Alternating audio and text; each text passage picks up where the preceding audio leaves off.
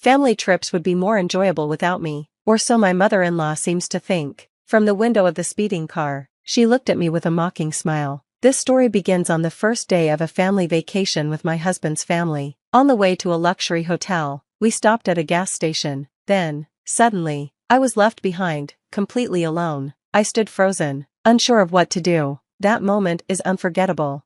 My name is Susan, and I'm 30 years old. I focus on housework and don't have a job outside the home. My husband, Thomas, works as a management consultant and is often away. Since I spend a lot of time alone, and Thomas has been paying all of my mother-in-law's living expenses since my father-in-law passed away, we decided to live with her. She was thrilled that her only son was moving back in, but she wasn't happy about me, his wife, coming too.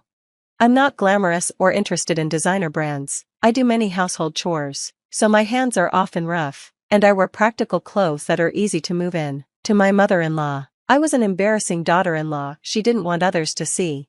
My mother-in-law, Linda, is obsessed with appearances and luxury brands. She spent all her inheritance and savings, but refuses to change her extravagant lifestyle. She constantly begs Thomas for more money, but he firmly says, "I'm giving you living expenses, not money for luxuries." Still, she never gives up and often causes problems. To make things worse, my sister-in-law, Jessica, lives nearby with her husband. Jessica has the same attitude as her mother and often makes hurtful remarks, like, "Thomas could do better than a plain woman like you." She comes to our house every day, demanding meals, baths, and drinks, but never offers to help or contribute money. "You're Thomas's wife, so it's your job to handle all the housework," she says. "You're not even good looking, so at least keep the house clean." She even tells Thomas that I don't understand luxury because I've always been poor. Yet, my mother-in-law claims to my husband that she does all the housework herself, and Jessica pretends we're good friends. I used to work in customer service, so I've been using those skills to avoid major conflicts with my mother-in-law and Jessica, but it's been a tough few years. My husband noticed everything, from me doing all the housework to my sister-in-law's awful behavior. However, he didn't confront them directly because I asked him not to. I wanted to avoid completely breaking ties with his family, no matter how badly they treated me. He respected my feelings, but often said, "You don't have to push yourself so hard. I'm okay with cutting ties and living separately." "Thank you," I'd reply, "but I want to try a little harder." I was even thinking of planning a family trip to improve our relationship. "What do you think?" "That sounds good," he said. "I can take time off next month, so let's do this year's trip." My husband and I have always enjoyed traveling together, even before we got married. Occasionally, we'd still take trips as a couple after moving in with my mother-in-law. But once my mother-in-law and sister-in-law found out we were staying at luxury hotels, they began insisting on coming along. "You two are so selfish. How can you go on luxurious trips without us?" they'd complain. "From now on, include us, and make sure it's extravagant." Because they wouldn't stop pestering us, I eventually told my husband we'd plan a trip for everyone. We booked a luxury hotel for the entire family, including my sister-in-law's husband. My mother-in-law and sister-in-law were thrilled about the idea. However, just before the trip, my husband's work schedule changed, and he couldn't join us. I considered postponing, but my mother-in-law had already bragged to the neighbors about bringing back fancy souvenirs. She insisted we couldn't cancel, and I reluctantly agreed to go without him. On the day of the trip, I packed all their luggage into the car's trunk. Since there was no space left, I had to keep my own travel bag inside the car. During the drive, my mother-in-law and sister-in-law sat in the back seat, making snide comments the entire time. I was already feeling fed up. As I drove, I glanced at the empty passenger seat where only my travel bag sat. Without my husband there, I started to feel uneasy. Even as I drove onto the highway, my mother-in-law's complaints didn't stop. "You're driving so slowly. Are you this careless because Thomas isn't here?" she snapped. "There was an accident today, so I'm being careful," I explained. "You're just good at making excuses," she retorted. "You probably deceived Thomas the same way." "I didn't deceive anyone," I replied, holding back frustration. "If only slow Susan weren't here, this trip would be more fun, right, Mom?" my sister-in-law added. "Yes, indeed," my mother-in-law agreed. Eventually, as we approached a gas station, my sister-in-law suggested, "Why not let Thomas drive the rest of the way? You must be tired, Susan." Having prepared their luggage and cleaned the house before our early departure, I was completely exhausted. Reluctantly, I agreed. Susan, could you buy drinks for everyone? My sister-in-law asked as I stepped out of the car. Strangely, my mother-in-law gave me a friendly smile, so different from her usual behavior. Sure, that's fine, I said, surprised by their sudden kindness. Maybe they want to improve our relationship, just like I do, I thought, feeling a bit relieved. But as I was about to walk away from the car, the engine roared to life. To my shock, my mother-in-law threw my luggage out of the car and yelled with a big smile, "Family trips are more enjoyable without the daughter-in-law, you're just in the way." I froze in disbelief as they drove off, leaving me and my travel bag behind. For a moment, I stood completely still, unable to process what had just happened. Her cruel words echoed in my mind. Finally, I realized no matter how much I tried to please my mother-in-law and sister-in-law, it was all for nothing. Feeling overwhelmed, I grabbed my travel bag, my vision blurred, and I could feel tears welling up. Startled, I ran to the restroom, covered my face with a hand towel, and broke down, crying uncontrollably. I don't remember how long I stayed there, crying, but eventually, I noticed a call on my phone. There was also a message from my husband. He had finished work early and was checking on how the trip with his mother and the others was going. As I read his message, my phone rang. It was Thomas. "Thomas, I'm alone at a highway gas station right now," I said, my voice trembling. What happened?" he asked, alarmed. "Thomas, I'm alone at a highway gas station right now," I said, my voice trembling. What happened?" he asked, alarmed. Hearing his concern, I couldn't hold back my tears and started crying again. He patiently listened as I explained everything without rushing me. "I'm really sorry that Mom and the others did this to you," he said softly. "I'll come pick you up right away. I'm so sorry this happened." "Why are you apologizing, Thomas?" I asked, my voice still shaky. "I just wanted to get along with your family, but I couldn't." He paused and then said, "I want you to tell me how you really feel. Do you still want to try and make things work with Mom and the others?" Right then, I realized the truth. "It's too difficult. I can't do it anymore," I admitted. "I see," he said. "I'm sorry for what my family did to you. I'll handle the separation and everything else with them. But are you okay with leaving things as they are? Your feelings, I mean?" "My feelings?" I asked, confused. "Yes, you've been holding back for my sake all this time, haven't you?" Thinking back, I realized he was right. I had been suppressing my anger and frustration toward his unreasonable mother and insensitive sister. Finally, I admitted, "Yes, I have, but I can't stand them anymore. I hate being around them." Saying that out loud felt unexpectedly liberating. I had been carrying that weight for so long. Thomas responded firmly, "You can do whatever you want from now on, Susan. I'll take care of everything else. No matter what happens, I won't let them hurt you again." His words gave me a sense of relief, and I made a resolution. I wouldn't tolerate their treatment of me anymore. A few hours later, Thomas arrived at the gas station to pick me up. Just being with him made me smile naturally. I realized how peaceful and happy I felt with him. Even though we were traveling the same distance as before, it was clear that we didn't need anyone else to enjoy our lives together. I couldn't help but grin a little, even though I felt bad for worrying my husband. Thanks to his thoughtful care, I was able to rest well after we got home. The next day, Thomas made a surprising suggestion. "I've narrowed down the options for our new home to places near Susan's parents' house," he said. "What? Why all of a sudden?" I asked, startled. "I want to make sure we're not bothered by Mom and the others anymore. Let's finish moving during the 3 days they're on their trip. Will it be too difficult for you, Susan?"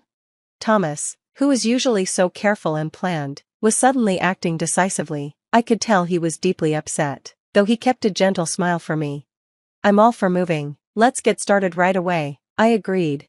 Without wasting time, we quickly found a new home and a moving company. Everything went smoothly, and we moved out before the family returned from their trip.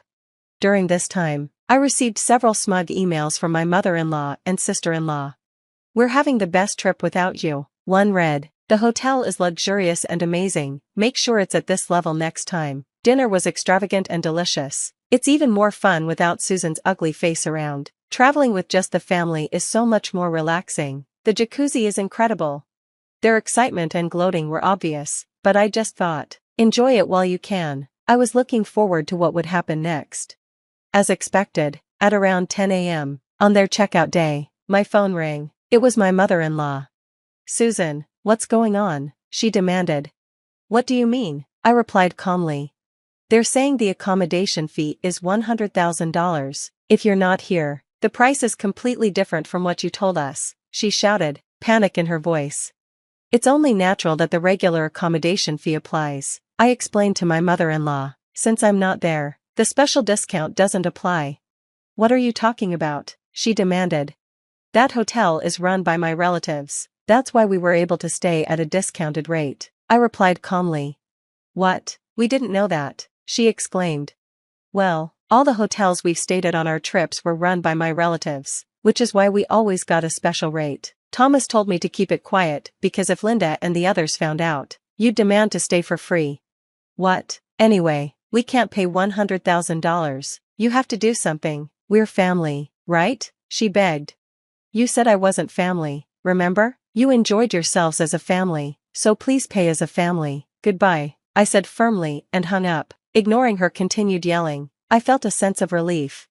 In the end, my mother-in-law and the others had to borrow money from shady sources to pay the hotel bill. When they returned, they discovered we had moved, and they couldn't get any more living expenses from us. This caused huge fights between them and my sister-in-law's family, eventually leading to her divorce. With no husband or income, my sister-in-law tried finding work in nightlife but struggled because of her bad reputation and personality. My mother-in-law, abandoned by everyone, even showed up at my husband's office, begging for help. She looked older than her age, her eyes hollow, her face haggard, and her clothes dirty. Crying in the company lobby, she pleaded to live with us. But my husband firmly refused. We're cutting ties, he declared. Left with no options, my mother-in-law ended up doing hard, low-paying jobs just to survive. Years have passed since then. My husband and I now have a lovely child and live a happy, peaceful life. We are even planning to stay at the luxury hotel we couldn't visit before, just the three of us as a family. The hotel owner's relative invited us, wanting to meet our child. We're really looking forward to it. Vanessa, I love you, I really do. But you're a bit, not exemplary. To be honest, I think it would be better if you didn't come to the Christmas party this year. I never imagined my own parents would one day look me in the eye and tell me my children weren't welcome in their home. Yet there I was, standing in my kitchen, staring at my phone in disbelief. Christmas was just a few weeks away, and Eleanor's voice was unusually light as she spoke. Honey, we need to talk about the Christmas party this year. My heart warmed for a moment. For all the tension that had existed between us over the years, I still longed for these family traditions. My kids, Zoe and Owen, adored their grandparents despite the distance that had formed. Of course, Mom. What's the plan? I asked, already picturing the way their house would be filled with the smell of pine, cinnamon, and the warmth of a family gathering. There was a brief pause, just long enough to send a chill down my spine. Well, Eleanor continued, clearing her throat. This year we're doing things a little differently. It's going to be tailored to the twins' needs. You know, something more educational. I frowned. Oh, are you accommodating the children? Another pause, then more hesitantly, well, no, not exactly. A cold knot twisted in my stomach. What do you mean? Eleanor let out a sigh, as if she were the one being put in an uncomfortable position. How about we spend Christmas separately this year? Because you're not a role model adult, your children too. I gripped the edge of the counter. So just us? What about Ethan and his family? Ethan, my older brother. The golden child. The one who could do no wrong in my parents' eyes, even when he did. Eleanor hesitated, and that's when I knew. Ethan and Audrey are coming with the twins, she admitted. But you know how well-behaved Jackson and Jordan are, Vanessa. They're just quieter, more refined. It's easier to have them at the table. A wave of heat flushed through me. I felt like I had been slapped, like the floor had suddenly been pulled out from under me. "They're just children," I said, my voice tight. "Zoe is 7 and Owen is 4. Of course they have energy, but they're sweet and they love you." "We're just trying to have a meaningful Christmas," Eleanor replied, her tone clipped now, irritated that I wasn't just accepting this. "It's not personal, Vanessa." "Not personal?" I clenched my jaw, swallowing back the sharp words fighting to spill out. It wasn't just about Christmas. It was the way they had always treated my children like an afterthought while putting Ethan's twins on a pedestal. The way they showed up at their piano recitals but never came to Zoe's dance performance. The way Christmas gifts were always just a little more expensive for Ethan's kids. And now they weren't even hiding it. "I can't believe this," I whispered, my heart aching with betrayal.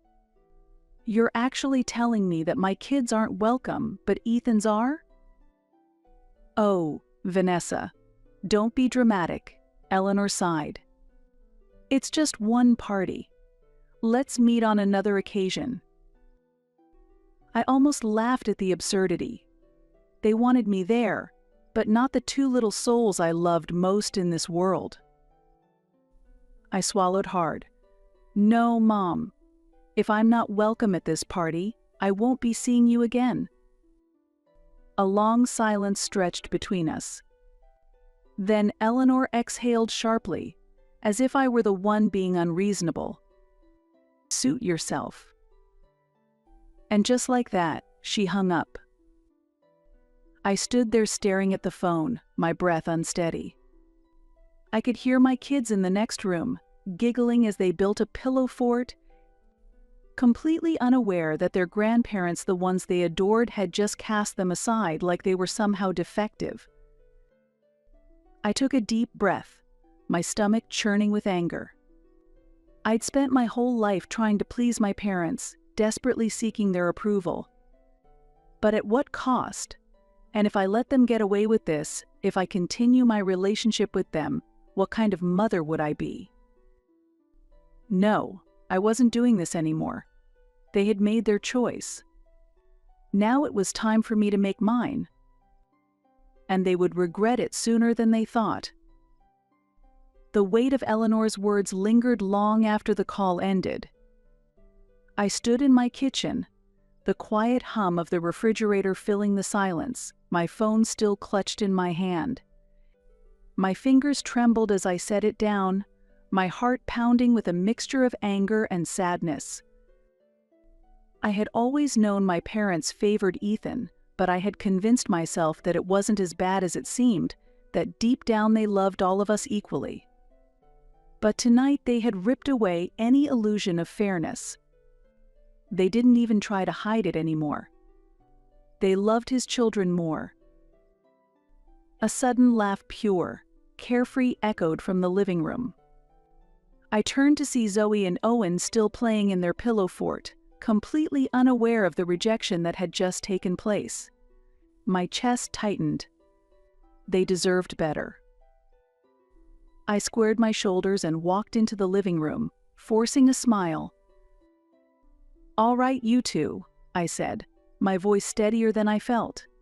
"Who's ready for movie night?" Owen immediately perked up, his eyes shining with excitement. "Can we watch the one with the talking dog?" I scooped him up into my arms, kissing his soft curls, feeling his warm little body against mine. "Of course we can, buddy." But as we curled up on the couch, the anger inside me refused to settle. I had spent years trying to fit into my parents' world, playing by their rules, hoping that if I just did everything right, they would finally see me as equal to Ethan. But it had never been enough, and I was done trying. The next morning, I woke up to a text from my brother Ethan. "Mom said you're ruining Christmas. Why do you always have to make everything so dramatic?" I stared at the screen, my jaw tightening, feeling my pulse quicken. Of course, she had already run to him. Oh, she uninvited us but said your twins are invited? The typing bubbles appeared, then stopped. A minute passed before he finally responded. She just wants an educational environment, Vanessa. You know how your kids aren't exactly role models. Role models? Like my children were somehow deficient? Like they were something to be fixed, not celebrated. Something inside me snapped. Enjoy your perfect Christmas, Ethan. I won't be there. I turned off my phone before he could respond. They didn't want me or my children at their table? Fine. I wouldn't be part of their world at all. And they were about to find out what that really meant. For years, I had been the reliable one, the one who always helped when they needed something. When my parents needed someone to pick up their groceries, they called me. When their Wi-Fi stopped working, I was the one who drove over to fix it. When they wanted help organizing a family party, I was the one stuck making calls and running errands. And Ethan? He got to be the golden child, doing the bare minimum while reaping all the rewards. But if I wasn't part of their preferred family, then they weren't going to benefit from me anymore. A week before Christmas, Eleanor called again. I debated ignoring it, but finally answered, my heart racing as I pressed the phone to my ear. Hello, Vanessa, she said, her tone cautious. I just wanted to check in. I know you were upset, but I really hope you'll reconsider. We would love to have you and Nathan there. We want to continue our relationship with you. I took a deep breath, feeling the anger bubble up inside me. I meant what I said. Mom.if I'm not welcome at Christmas. I won't be welcome in the future either. She sighed heavily, as if I were exhausting her. I just don't understand why you're being so stubborn. It's just one party. You know how much the twins mean to us. And there it was. The final, painful confirmation that my children, the two little humans I loved more than anything, would never be enough for her. I clenched my jaw. You've made it clear where we stand, Mom. I won't bother you again. Vanessa, don't be like this. I ended the call before she could finish. And this time I didn't cry. I started small. When Walter called me that weekend to help him set up his new TV, I let the call go to voicemail. When Eleanor sent a text asking if I could pick up her prescription, I left it unread. For years I had been at their beck and call, always available, always reliable. But not anymore. And it didn't take long for them to notice. By the time Christmas preparations were in full swing, I had missed a total of 12 calls and ignored 6 texts. Then, one morning during Christmas week, I got a message from Ethan. Mom and Dad are really upset that you're ignoring them. Are you seriously going to let this go this far? They already went too far when they said we weren't welcome. This time, he didn't reply. I put my phone on silent and turned my attention to my real family. Zoe and Owen were at the table, helping Nathan string popcorn garlands. They were covered in glitter, laughing hysterically. This was our Christmas, and for the first time in years, I felt completely at peace. But little did I know, my parents weren't done yet. And their next move would be something I'd never forgive. Christmas preparation day was peaceful in a way I hadn't experienced in years. No rushing to get the kids dressed in their formal clothes. No stress over making the perfect holiday dish. No anxious glances at the clock to make sure we weren't late. Instead, we were in our own little world, our home filled with laughter, the smell of gingerbread and hot chocolate hanging in the air. Zoe and Owen took turns hanging ornaments while Nathan lifted them up to reach the higher branches, making them squeal with delight every time he pretended to wobble. And for the first time in a long time, I felt free. The phone rang at that moment.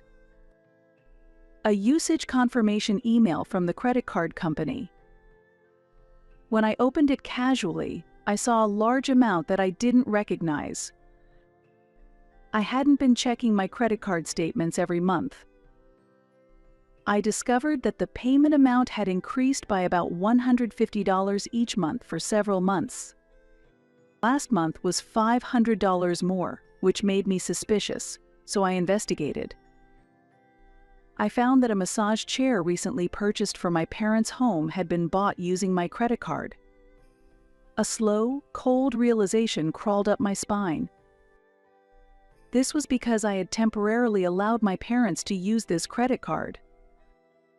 6 months ago, when Walter retired and they were short on money during the transition period, I temporarily added them as authorized users on my account just to help them get through a difficult time. I had intended to remove them once their situation stabilized, but life got busy and I had forgotten. I called my mother to confirm. "Can you explain about my credit card?" Eleanor scoffed. "Oh, don't be so dramatic, Vanessa. It's just a card. You earn a good salary, and we thought, what did you think?" My voice was now trembling, and my face was burning with anger. "Were you just planning to keep using my money? Did you think I wouldn't notice?" "Oh, don't act like this is some big betrayal. We raised you. The least you can do is support us in our retirement." I took a sharp breath, feeling as if I'd been punched. "Seriously? Even after saying we weren't good enough to come for Christmas, you expected me to keep paying for your groceries? Do you hear yourself?" Eleanor let out a long, dramatic sigh. "You know, Vanessa, this is exactly why we don't like having difficult conversations with you. You always overreact." "Overreact?" I was done. "You're right about one thing," I said, my voice dangerously calm.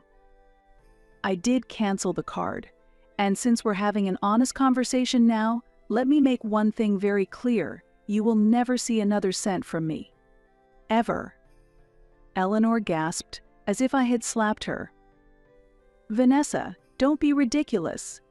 I interrupted her. "And since we're talking now, don't expect Christmas presents, birthday presents, or anything else. You made your choice when you said my children weren't welcome, and now I'm making mine." Silence. Then, in a voice colder than I'd ever heard from her, she said, "You'll regret this." And she hung up. For a moment, I just stood there, gripping the phone so tightly my fingers ached. Then, slowly, I turned back toward the living room. Nathan was watching me carefully. "Everything okay?" I forced a small smile. "Yeah," I said, voice steadier than I felt. "Just taking out the trash." He didn't ask any more questions. We spent the rest of the day in our own Christmas preparations, decorating cookies, making paper snowflakes, singing carols, and for the first time in years, there was no underlying stress, no need to walk on eggshells, no pressure to be someone I wasn't. But as peaceful as it was, something told me this wasn't over. And I was right, because my parents weren't just going to let their golden source of money walk away. I also decided to stop the payments on the Toyota car loan that I had given my parents as a retirement gift, along with my brother. And their next move would prove exactly what kind of people they really were. The silence from my parents didn't last long. 3 days after our confrontation, my phone lit up with an incoming call. Ethan. I debated ignoring it, but curiosity got the best of me. I exhaled sharply and answered, my heart pounding. What do you want? What the hell, Vanessa? He snapped, skipping any pleasantries. Mom just called me in tears, saying you cut them off. What is wrong with you? I closed my eyes, pinching the bridge of my nose. Did she also tell you that they've been using my credit card for months without my knowledge? A pause. Well, she said you were helping them with their retirement. Helping them? I let out a humorless laugh, my voice shaking with anger. Ethan, they've racked up thousands of dollars on my account without asking, while treating my kids like they're somehow defective. But sure, let's act like I'm the bad guy here. He sighed, clearly trying to control his frustration. Look, I get that you're mad, but cutting them off completely? That's extreme. Are you referring to the way they completely excluded us from Christmas? I shot back, feeling heat rise to my cheeks. They just wanted an educational environment. Mom said your kids aren't exactly role models. My grip on the phone tightened until my knuckles turned white. Oh, I see. So they can use my money, but my kids aren't good enough for their precious table? Got it. He groaned. You're twisting this.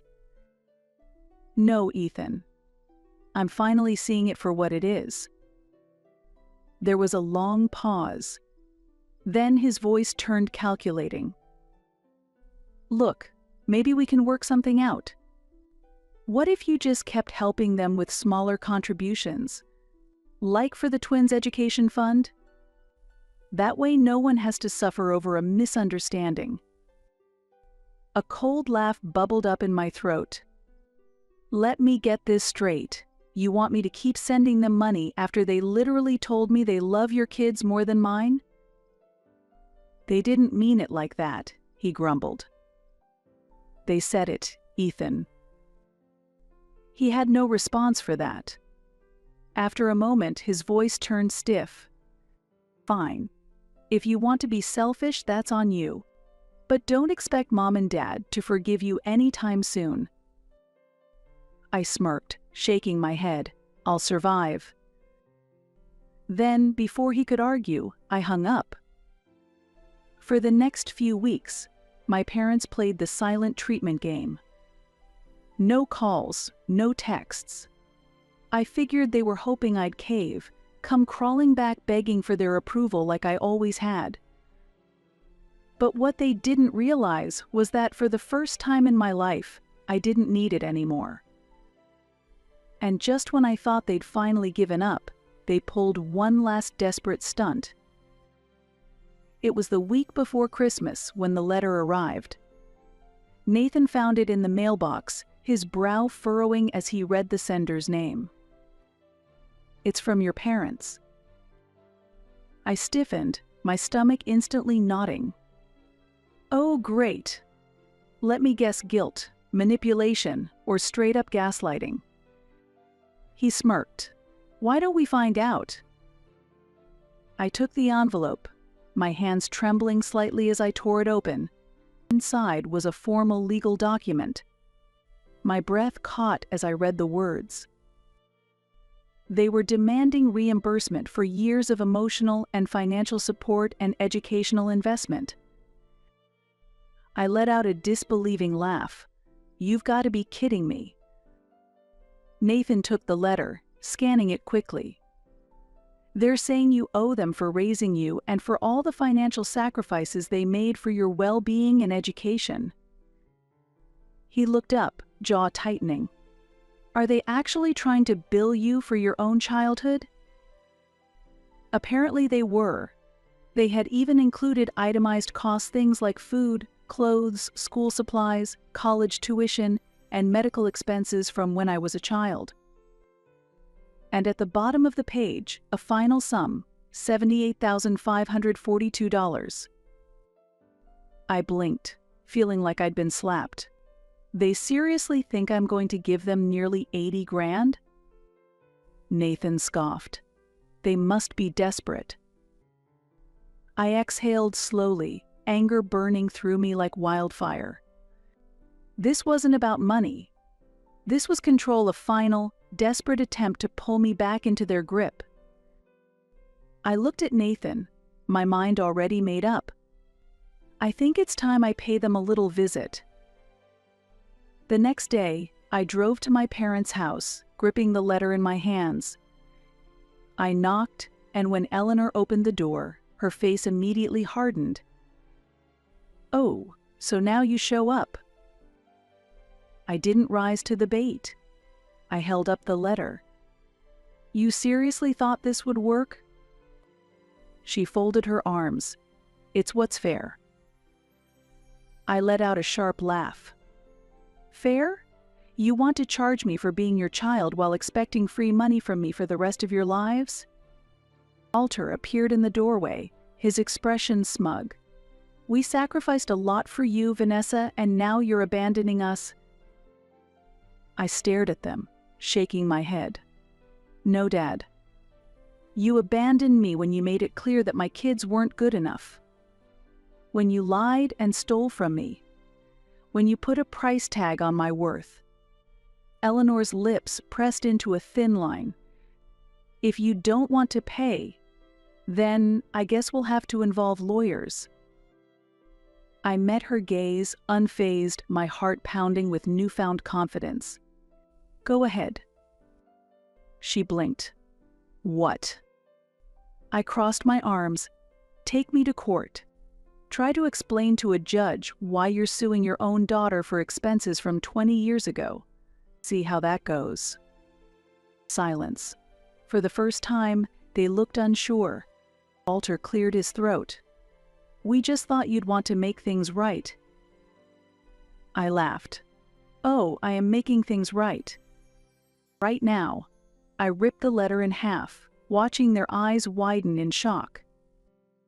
"I am done being your personal ATM." Eleanor gasped. "You ungrateful little." I turned on my heel. "Merry Christmas," I called over my shoulder, striding back to my car. And for the first time in my life, I felt lighter. As I drove away, I realized something. They weren't upset about the money. They were upset because, for the first time ever, I had all the power. And I wasn't giving it back.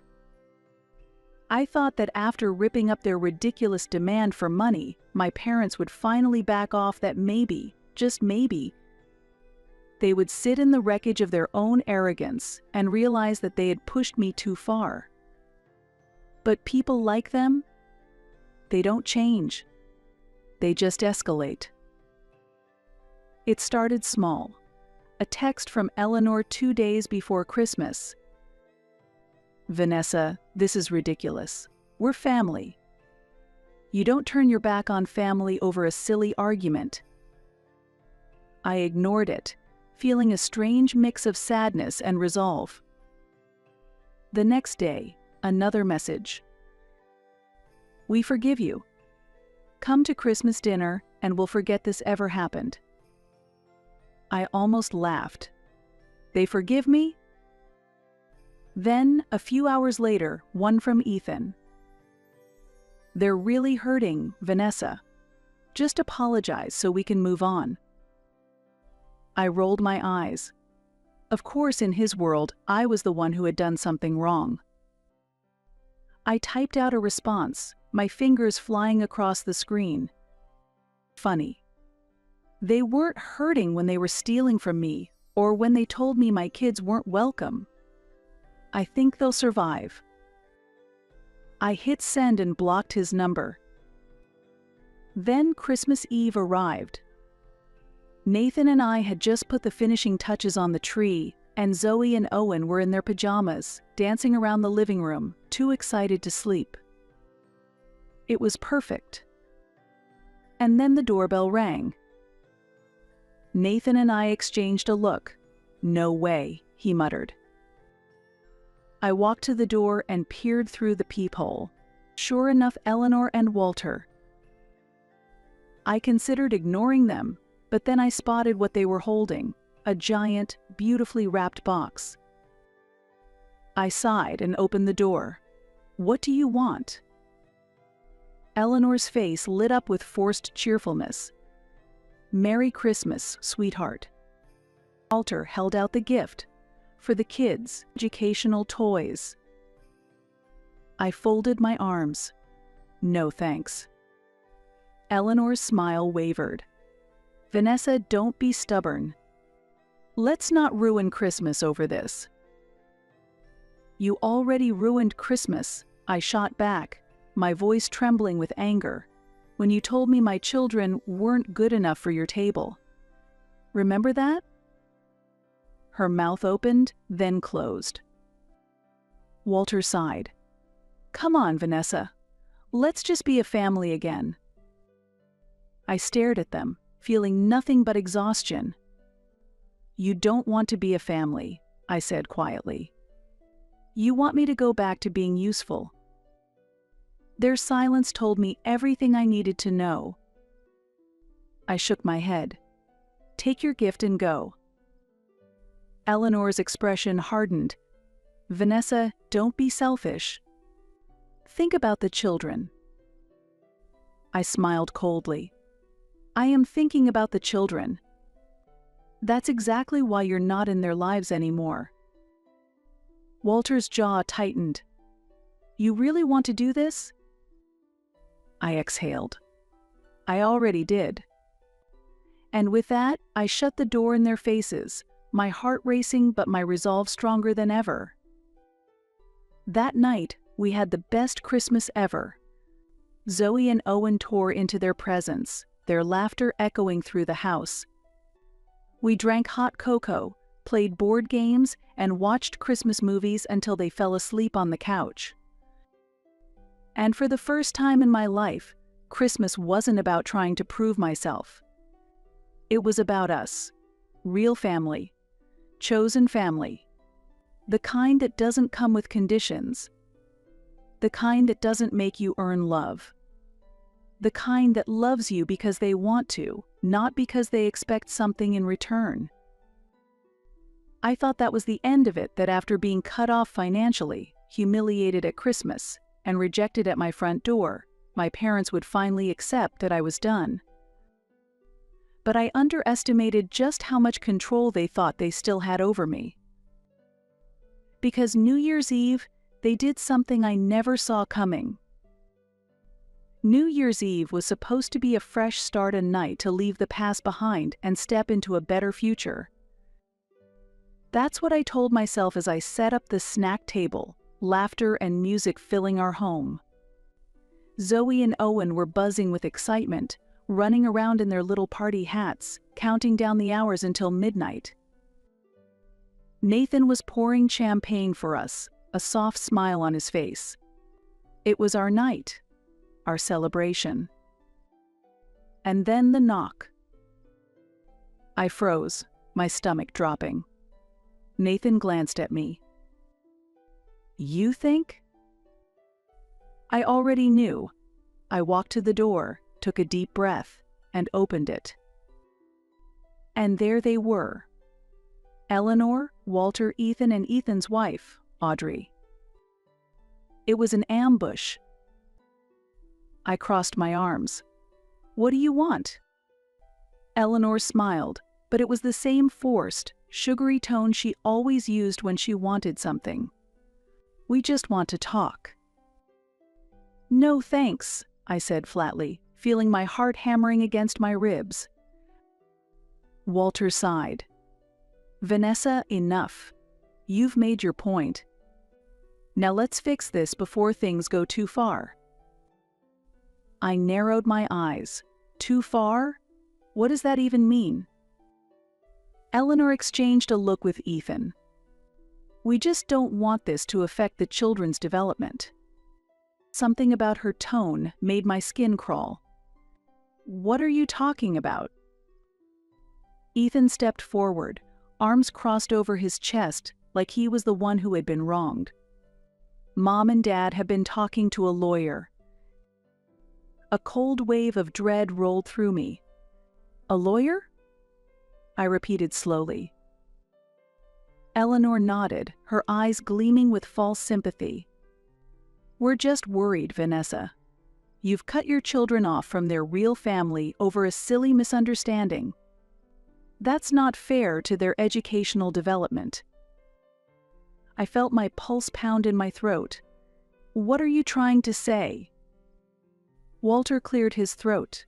We've been looking into grandparents' rights. For a moment, all I could hear was the blood rushing in my ears. Then I laughed. It wasn't a small chuckle. It was loud, unhinged, and sharp. They thought they could legally force their way back into my life? Into my kids' lives? Ethan's face twisted. What's so funny? I wiped my eyes. Oh, you're serious?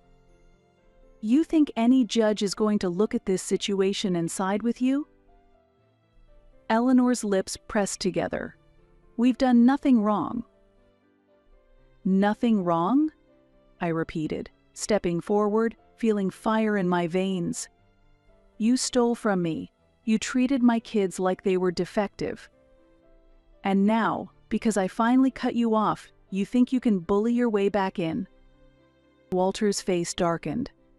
You don't want to do this, Vanessa. I met his glare with a smile. Oh, but I do. I pulled out my phone and held it up. I want you to think real carefully about what you're about to do, I said, voice cold. Because I've got every text, every voicemail, every demand for money. And I promise you, if you try this, I will bury you. Audrey gasped. Vanessa, come on. No, I snapped, eyes locked on my parents. I'm filing a civil lawsuit about your fraudulent use of my credit card. I'll demand compensation. And a restraining order against you for my family, too. A beat of silence. Then Eleanor's face twisted in anger. You're being unreasonable. I smiled. No, Mom. I'm finally being smart. I stepped back into my house and grabbed the door. Happy New Year, I said sweetly. Then I slammed the door in their faces. The phone rang just after I had sent my children off to school. Another year had passed. Thanks to the court restraining order, my parents and I remained physically distanced, but my life was filled with quiet peace. An unfamiliar number showed on my cell phone screen. After a moment's hesitation, I answered. Hello. Vanessa? It was Ethan's voice, not in his usual condescending tone, but sounding tired and weak. Do you have time to talk? How did you get my number? I asked. The restraining order applies to you too. This is a friend's phone, he explained. I don't intend to violate the order. I just wanted to talk. I sighed. What do you want, Ethan? I thought I should let you know. His voice was trembling. We've lost everything. What are you talking about? The house. The car, too. Everything. He lowered his voice, because of your lawsuit. I merely filed a lawsuit, I retorted, for your fraudulent use of my card. The consequences are your own doing. He let out a bitter laugh. The prosecutors charged us with a felony. Credit card fraud. The sentence was harsh. I was silent. I hadn't filed criminal charges, but the evidence from my civil lawsuit must have developed into a criminal case. How much? I finally asked. Over $250,000 in fines and restitution, Ethan answered. Mom and Dad's house was foreclosed. Now, they're living in a cheap apartment. I'm in a similar place too. What about Audrey and the twins? His voice grew even weaker. Audrey took the twins and went back to her parents' house. We're in the process of divorcing. She won't let me see the twins. Because you now have a criminal record, I suppose, I guessed. Yeah, he said resignedly. Lost my job too. Now I'm working as a night security guard, but still can't keep up with the restitution payments. Why are you telling me this? I asked. Do you want my sympathy? You created this situation yourselves. I know, he agreed. I was surprised by the unexpected response. How are our parents? Do they still acknowledge what they did? After a moment of silence, he answered. They're suffering. Mom is sleeping on a friend's sofa. Most of their pension goes to paying restitution. Dad is working part-time as a security guard, but at his age, it's difficult. He said pleadingly. Please, can't you do something? But I firmly refused. After hanging up, I stared out the window. I had hated them for a long time. But now, knowing everything they had lost, my anger softened a little. They were facing the consequences of their choices. And I would live with my choices, the choice to put myself and my children first. And for the first time in my life, it felt like freedom. The weight of their expectations gone. The pressure to please them gone. The endless cycle of guilt and manipulation gone. Months later, on a sunny spring afternoon, I was sitting on the porch watching Zoe and Owen chase bubbles in the yard. Nathan handed me a lemonade and sat beside me. It's been quiet, he said. I nodded. Yeah, feels good. He smirked. Do you care about them? I sipped my drink, watching my kids giggle as they popped the bubbles, their faces lit with pure joy, their laughter carried by the spring breeze. Doesn't matter, I said. Because I had already won. I had my kids, my real family. And I'd never let anyone make them feel unwanted again.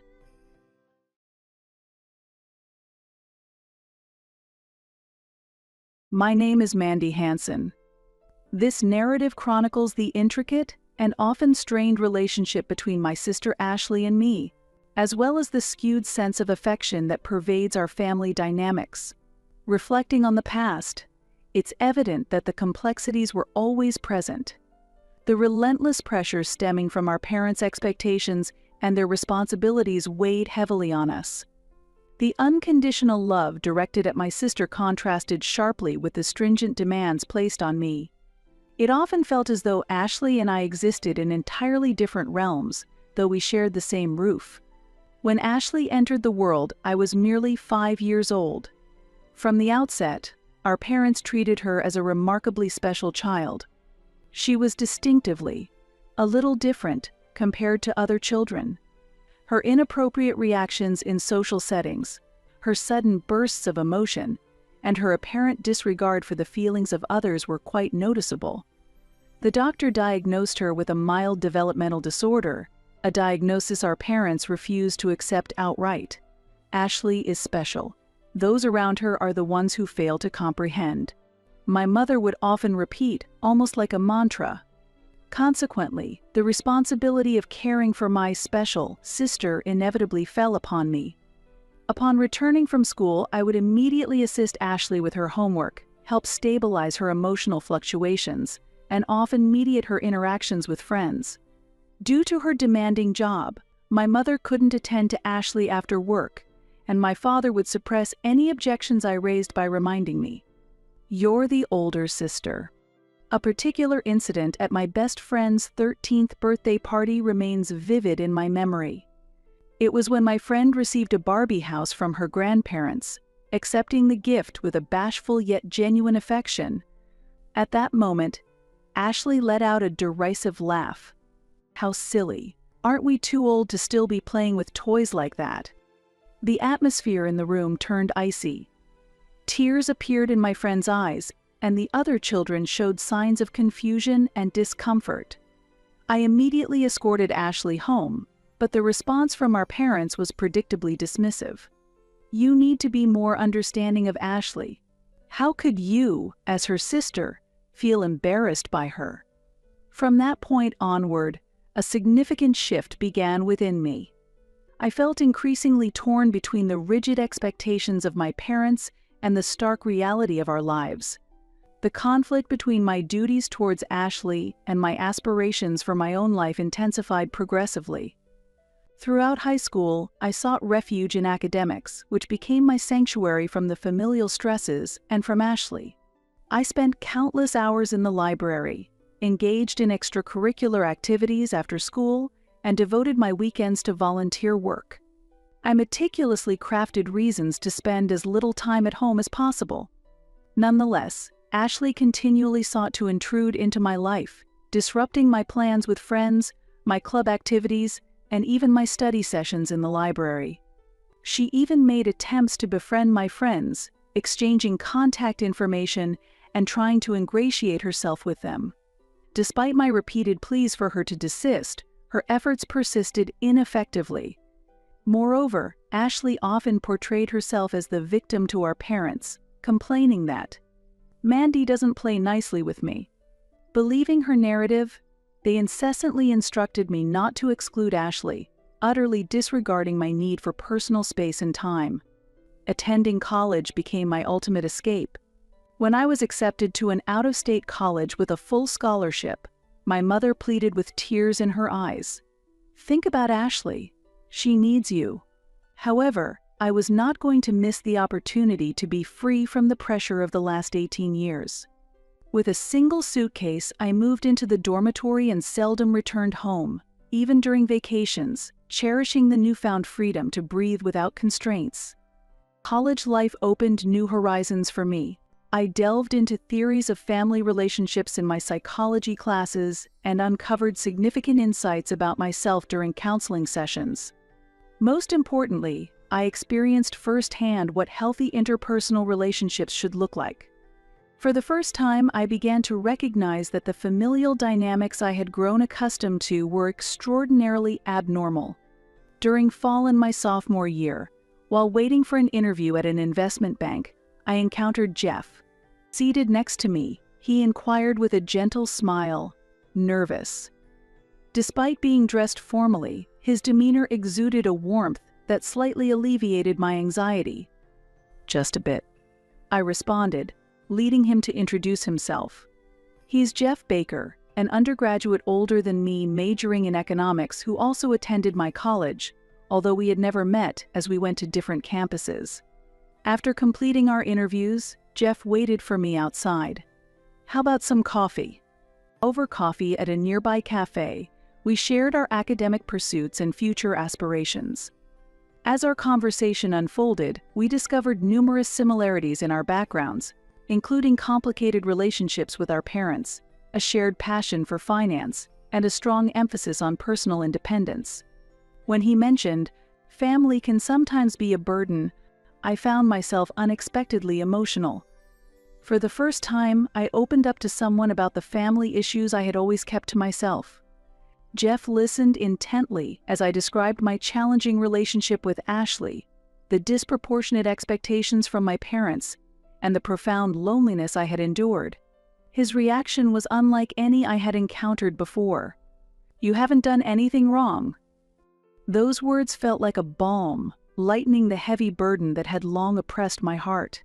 Following that encounter, our relationship developed naturally, and we soon began dating. Study sessions at the library, weekend coffee dates, and late-night phone calls gradually became integral components of our relationship.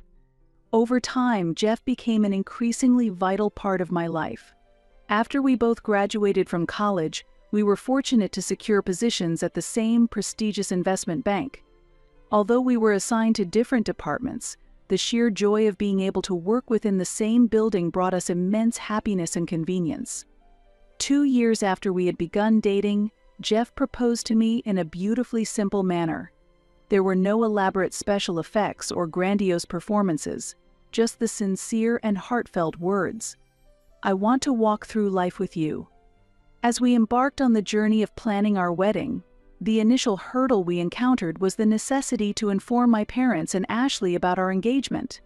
Predictably, their reaction was less than enthusiastic. "Why didn't you consult us? Ashley will be upset. Couldn't you have waited a little longer?" However, Jeff stood firmly by my side, unwavering in his support. "It's your life, Mandy. No one else has the right to make these decisions for you."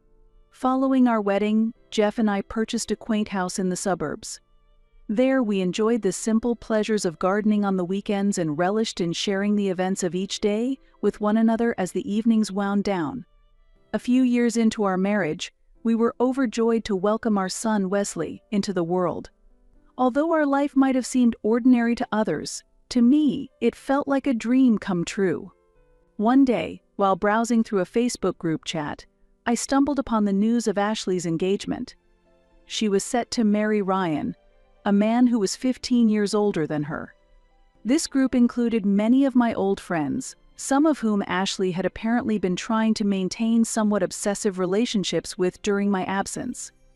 One evening, as I was settling in, my phone rang. Upon seeing Mom displayed on the screen, I hesitated briefly but ultimately decided to answer the call. "Hello." "Mandy, good. I finally reached you." My mother's voice came through, infused with its characteristic sweetness. "I have something important to discuss. Do you have a moment?" I settled into the sofa in the corner of the room and responded affirmatively. "Yes." "Well," my mother began, pausing as she carefully selected her words. "It's about Ashley's wedding." A moment of silence hung in the air. "It's about money, isn't it?" I spoke frankly. "Oh, you knew." My mother's tone brightened slightly. "Yes, it's a difficult situation," she began, before launching into a detailed explanation of the challenges they were facing. She outlined the poor performance of my father's company, the burdensome weight of their mortgage repayments, and disclosed that Ashley's wedding was projected to cost at least $30,000. "But it's a family tradition," she pressed on earnestly. "Traditionally, parents cover the costs of their children's weddings. Everyone paid for our wedding, and yours too." "Yes, I remember," I replied. "I didn't have a ceremony, just took photos. So it wasn't as expensive as what Ashley's will be." "That's..." An awkward silence ensued. I sighed and inquired softly, "So, how much do you need?" "Well..." My mother hesitated, choosing her words with care. "First, about $15,000. That's for the reservation fee for the venue, the payment for the dress, and then..." "You've already decided that I'm going to pay, haven't you?" "But Mandy..." My mother's voice became strained with urgency. "You have a good job, right? Working at an investment bank, earning a high salary, it's for Ashley's sake. You should be able to do this much for your sister." I exhaled deeply. "It's a family obligation, a tradition. Please." "Mom," I interrupted calmly, "what if I don't pay?" "Mandy..."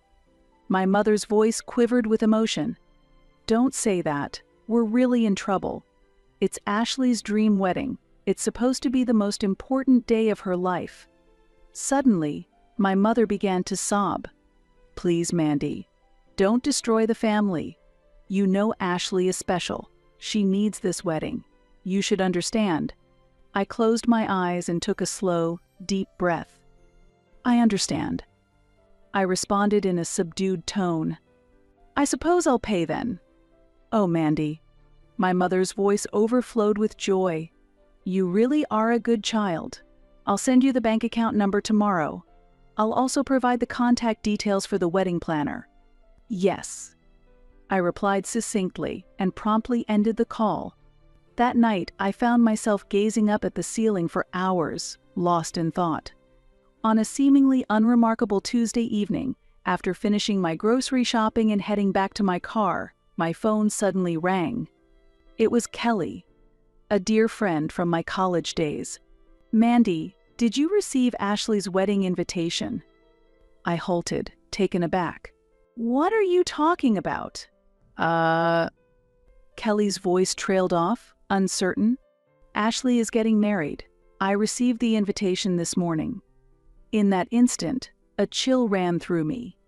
My own sister's wedding was approaching, and yet I had not been informed. Hold on a second, I said as I tossed my shopping bags into the car. Did anyone else receive an invitation? Yes, it seems so, Kelly replied, her tone cautious. Emma and Lucy received theirs too. We all assumed you had received yours as well. Later that evening, my phone was abuzz with calls from several friends. Each one had received the same ornate golden invitations. October 15th, at St. Mary's Church. Dress code, formal. Reception, at the Grand Hotel Ballroom.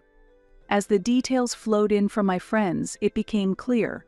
Ashley had deliberately not invited me to her wedding. Instead, she had sent invitations to all of my friends. Confused and hurt, I tried to reach out to Ashley several times, but I was only greeted by her voicemail. I also called my mother, hoping for some explanation, but the outcome was no different. It felt like a harsh betrayal, especially after they had asked me to finance a significant portion of the wedding expenses. Resolved, I made a decision. I decided that I would expose the truth to everyone on the day of the wedding. From the next day onward, I feigned agreement with my parents and Ashley's requests, carefully not mentioning the lack of an invitation. I meticulously reviewed the cost estimates, arranged for the payments, and maintained the facade that all preparations were proceeding smoothly. Yet, internally, I was crafting a plan of my own. The evening before Ashley's wedding, Kelly called me again. "Mandy, what will you do tomorrow?" she asked, her voice tinged with worry. "Are you really going to Ashley's wedding?" With a heavy sigh, I responded. "I will be there," I declared firmly.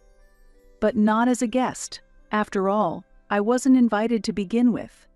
Over the phone, I could hear Kelly's intake of breath.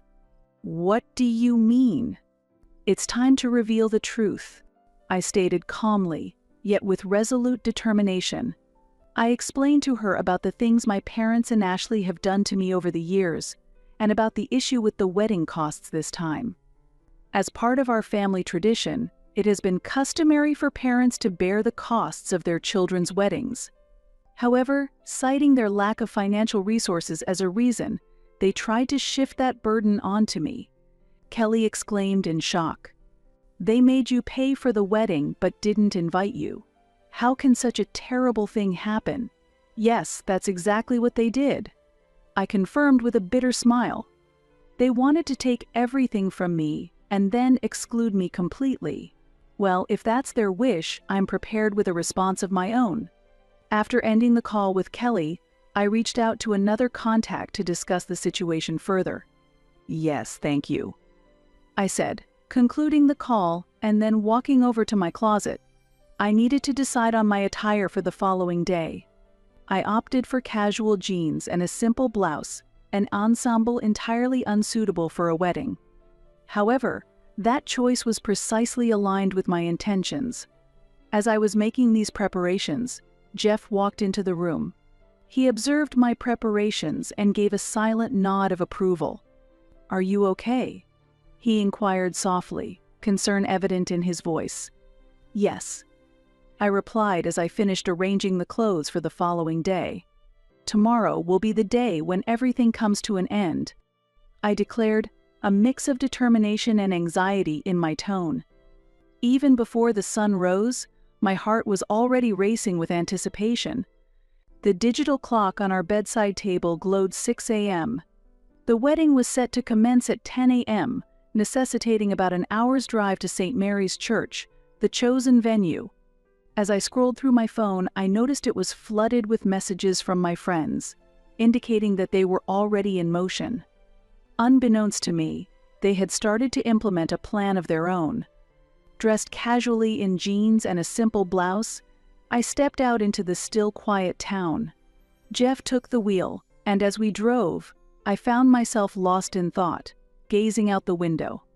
Upon our arrival at the church, it was evident that we weren't the only early arrivals. Several cars had already filled the parking lot. Near the entrance, I could overhear the wedding staff engaged in frantic phone conversations. Yes, we can't proceed with the preparations as the funds haven't been confirmed. Their stressed voices carried through the air. A faint smile crossed my face as I realized the ramifications of my actions. The cancellation of the payment for the wedding costs had finally come to light. As I stepped inside the church, the scene that unfolded was startlingly atypical. Normally, by this time, the venue would have been lavishly decorated. However, the space that should have been adorned with white rose bouquets, elegant ribbons, and an array of decorations to create a solemn atmosphere was starkly bare. The staff scurried about in a frenzy, and from the direction of the bridal room, I could distinctly hear Ashley's cries of distress. My parents, looking pale and shaken, were deep in conversation with the event organizers, their expressions fraught with anxiety.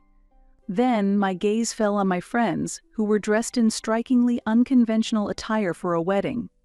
Kelly was resplendent in a neon green ball gown, Emma dazzled in a bright red sequin dress, and Lucy stood out in a vivid blue tutu skirt. Their choice of clothing was clearly not suitable for a traditional wedding setting. "Mandy," Kelly called out and waved as she noticed me approaching. As I joined them, Kelly spoke in a hushed tone. "We decided to make a statement about Ashley's long-standing behavior. She has consistently tried to intrude into our friendships. And now, by inviting us but excluding you, she has crossed the ultimate line. So..." Her explanation was abruptly cut off by a sudden, piercing scream. "What have you done?" Ashley, dressed in her wedding gown, her makeup smeared and eyes brimming with tears, stood at a distance. Behind her, my mother appeared equally distraught. "Mandy, why would you cancel the payment for the wedding?" My mother stuttered, struggling to find the right words. At that moment, the church doors swung open, and the general attendees began to enter. Confusion was written all over their faces as they took in the chaotic scene before them. Taking a deep breath, I stepped forward into the center of the church, ready to address the gathering. "Ladies and gentlemen, I have something important to share." My voice resonated in the now quiet church. "There is a truth about this wedding that no one knows." I continued, capturing everyone's attention. Ashley attempted to interrupt, screaming, "Stop." But I persisted. "I am Ashley's sister. However, I was not invited to this wedding. Instead, my parents insisted that I bear the financial burden because it is our family tradition." A murmur of disbelief spread through the crowd as they processed my words. For years, I have been subjected to emotional manipulation by my parents and Ashley. From my childhood, I was coerced into taking care of Ashley and was made responsible for managing her inappropriate behaviors. I explained, recounting specific distressing episodes from my past. The incident at my 13th birthday party, various issues during my school years, and situations when I was just about to enter college. Each story I shared shifted the expressions of the attendees, revealing a growing understanding of the situation.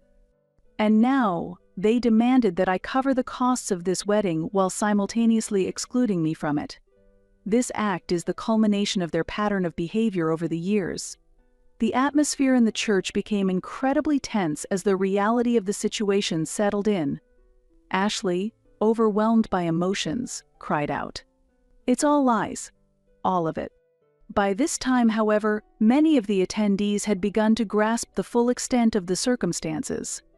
Despite their tears, my mother and Ashley vociferously criticized me. "How could you do such a terrible thing? You ruined my special day. To conspire with your friends in such a manner. You have betrayed Ashley, betrayed the family," they accused. Convinced that I had orchestrated this plan with my friends, my parents were in disbelief. However, my friends staunchly maintained that I had not been involved in their initial plan at all. Our extravagant outfits are an overt symbol of protest against Ashley's persistent, inappropriate behavior. Mandy was completely unaware of our plan. This was entirely our decision. We stand firmly with Mandy. Subsequently, my friends took turns testifying.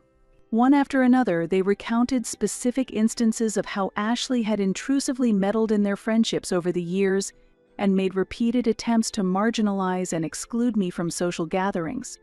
That's an outright lie. Mandy must have manipulated everyone to orchestrate this plan. Ashley screamed, adamantly refusing to acknowledge the truths being shared by my friends. My parents appeared equally unprepared to confront the reality of the situation. Standing still, almost like characters frozen in a dramatic film, my father's face was ashen, and my mother's eyes were brimming with tears. However, these were not tears born of introspection or regret, but rather of frustration and dismay as their meticulously laid plans unraveled before them. Ashley's fiancé observed the unfolding drama with a look of sheer bewilderment on his face. It was evident that he was beginning to grasp the full extent of the distorted family dynamics into which he had inadvertently become entangled. As the tensions reached a climax, the wedding was abruptly canceled. A somber mood enveloped the venue as many attendees began to quietly depart, some offering me words of sympathy as they left. In the midst of the chaos, Ashley retreated to the bridal room, with Ryan following close behind in a futile attempt to console her. Before exiting the church, I felt compelled to make one final visit to Ashley's bridal room. Despite receiving no answer to my knock, I gently pushed the door open. There sat Ashley, her reflection in the mirror portraying the image of a bride in distress, looking much like a broken doll in her lavish wedding gown. Ryan stood off to one side, his expression one of deep contemplation and concern. "Ashley." "Leave?" she responded curtly, without so much as a glance in my direction. "You've ruined my life," I countered calmly. "No, it's the fabrications and manipulations that you and our parents have woven over the years that have finally come undone." As I turned to leave the room, a parting thought compelled me to add, "Someday you might come to understand what a real family is, what true love really means." In the week that followed, as expected, our family drama became the focal point of intense social media scrutiny. Photos of my friends in their flamboyant outfits went viral, sparking widespread speculation and discussion. Despite their efforts to justify their actions, Ashley and our parents found themselves unable to sway the court of public opinion. The truth of their manipulations was too evident to deny. I learned that Ryan's family, recognizing the severity of the revelations, had proposed postponing the wedding, perhaps indefinitely. Throughout this tumultuous time, my friends remained steadfast in their support. We had been planning this gesture for quite some time. Kelly revealed during a reflective conversation at our favorite cafe, "When Ashley invited us to the wedding and completely ignored your existence, something felt amiss. Her demeanor suggested she considered us her closest friends, which was far from the truth. We realized her intent was not to celebrate unity but to inflict pain. So we decided if she was going to exclude you in such a manner, we needed to express our true feelings." Her admission resonated deeply with me, reaffirming the value of true, supportive friendships. Meanwhile, my phone was inundated with calls and messages from my parents. Rather than apologies, their messages were filled with blame and reproach. "You're a disgrace to the family. Are you satisfied with ruining Ashley's life? We were wrong to raise a daughter like you." They continued to cast blame, but their words now rang hollow in my ears. Among the barrage of messages, one from my mother momentarily seemed different, hinting at a potential realization of fault. "Mandy, maybe we did something wrong." However, any hope of genuine reflection was quickly dashed as she reverted to old excuses, emphasizing Ashley's supposed need for special consideration. Their messages also betrayed a fear of losing contact with their grandchild. "Is Wesley doing well?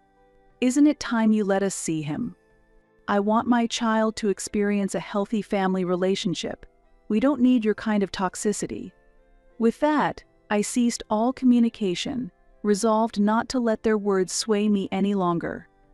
I had made the difficult decision to sever ties with my family. Jeff embraced me tightly, affirming, "You did the right thing. Speaking the truth can be painful, but it was necessary." The family we had built together, based on mutual understanding, support, and respect for each individual's uniqueness, was everything I had ever hoped for. Now we live peacefully in a small house in the suburbs, where sometimes memories of the past resurface but no longer have the power to torment me. These memories now serve as lessons, guiding me toward a better future. Through this ordeal, I learned what a true family really means.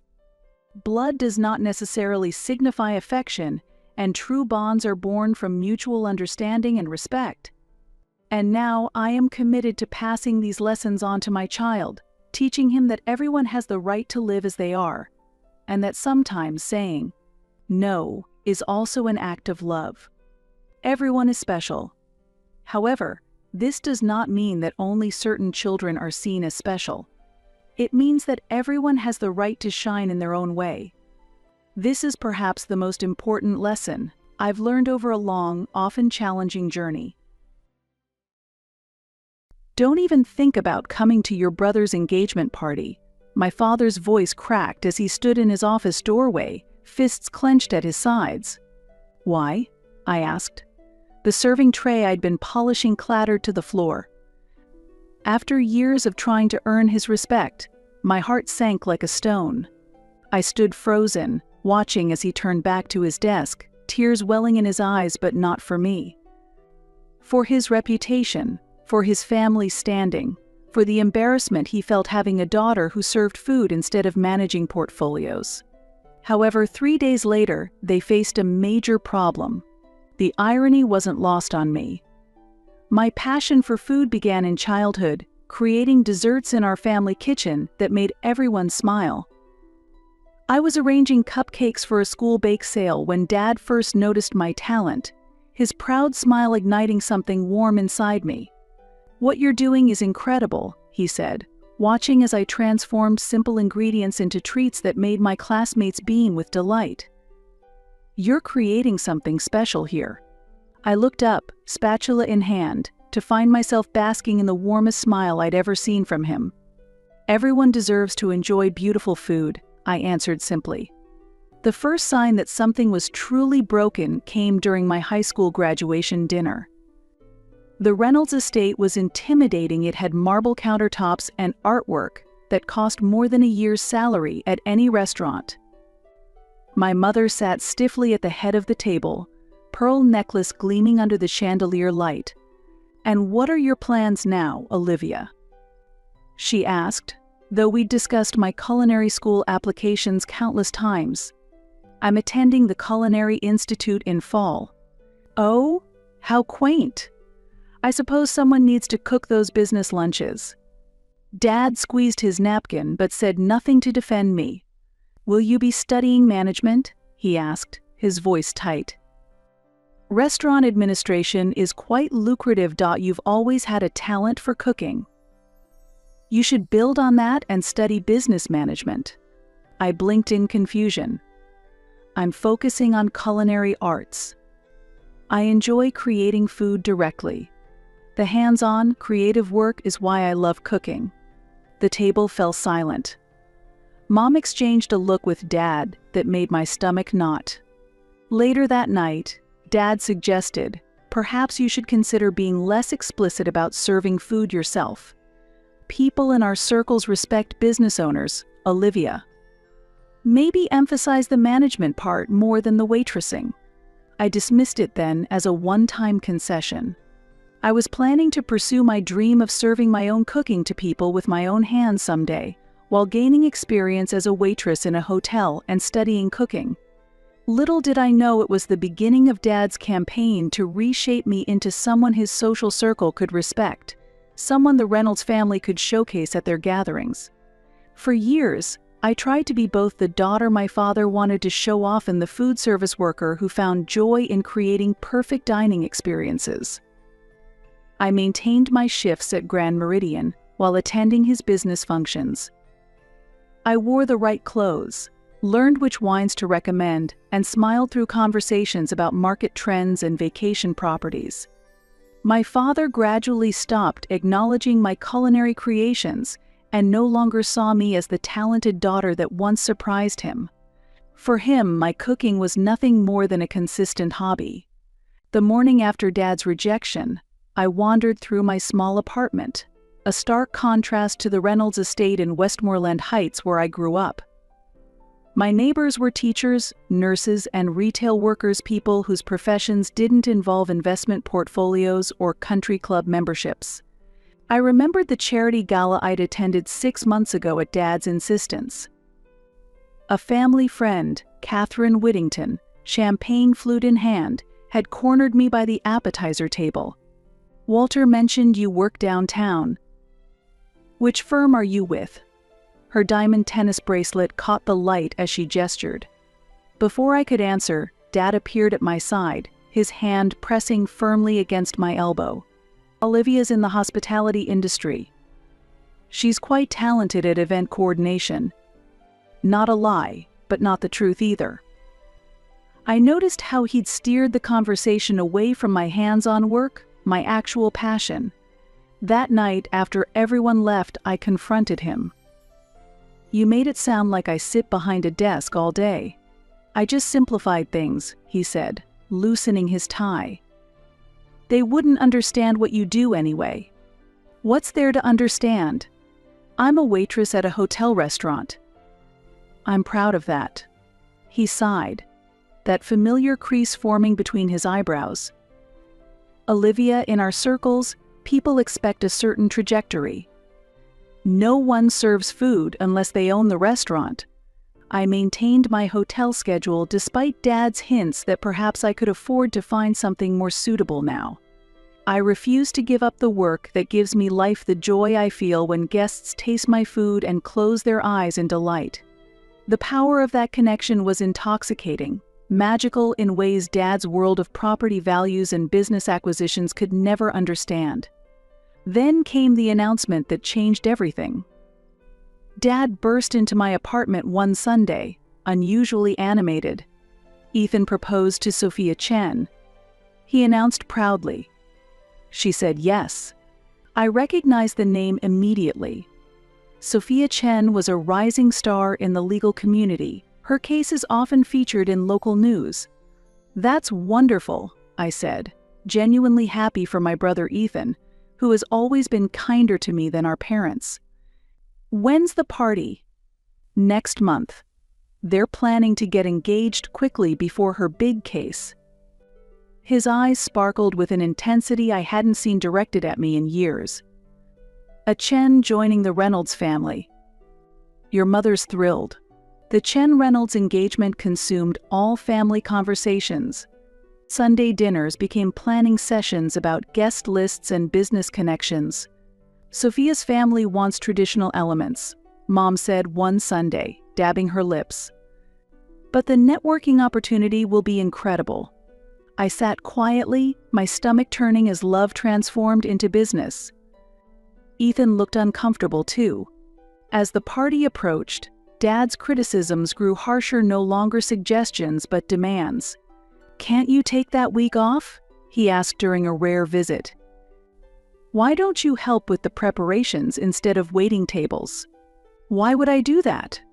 Sophia's connections include judges, politicians, people who could help this family. "Help with what, Dad?" "I have a job I love." "I'm talking about a real job, Olivia." He stood up as his voice rose. "Something befitting a Reynolds. Not serving food all day, like a teenager." The silence that followed was deafening. I felt the final thread connecting a snap. "Is that what you think I do? Just serving food? You know what I mean." "I create experiences. I make people feel welcomed." "What exactly do you do, Dad? Besides worrying about what others think?" Our relationship fractured completely. The man who once watched me cook with wonder now couldn't look at me without disappointment. 1 week before Ethan's engagement party, I was offered the chance to cater a local film festival. Maya, our hotel's chef, had recommended me for it. It was my chance to launch my dreams. I accepted the offer immediately. When I told my father I couldn't help prepare for the engagement party because I would be busy, his face twisted in disbelief. You're choosing to serve appetizers instead of helping prepare for your brother's engagement party. What followed was the argument that ended everything, harsh words thrown like knives, years of resentment surfacing. Dad accused me of embarrassing the family by refusing to move beyond my little food service job. I accused him of valuing who he wanted me to become rather than who I was. And the next morning, he called me into his office. "Don't even think about coming to your brother's engagement party," he said flatly. "Why?" I asked, though I knew the answer. "I don't want people to know you're just a waitress." The word just hung between us, weighted with years of disappointment. I stood in the aftermath, spatula in hand, realizing I'd spent years trying to carve away parts of myself to fit Dad's vision, when I should have been serving myself first. 2 days before Ethan's party, my phone rang at 6:07 a.m. Mom's name flashed on screen. Unfortunately, my curiosity won over my initial reluctance. Olivia, her voice was high and tight with panic. "We need to speak with you." "I'm listening." I kept my tone neutral.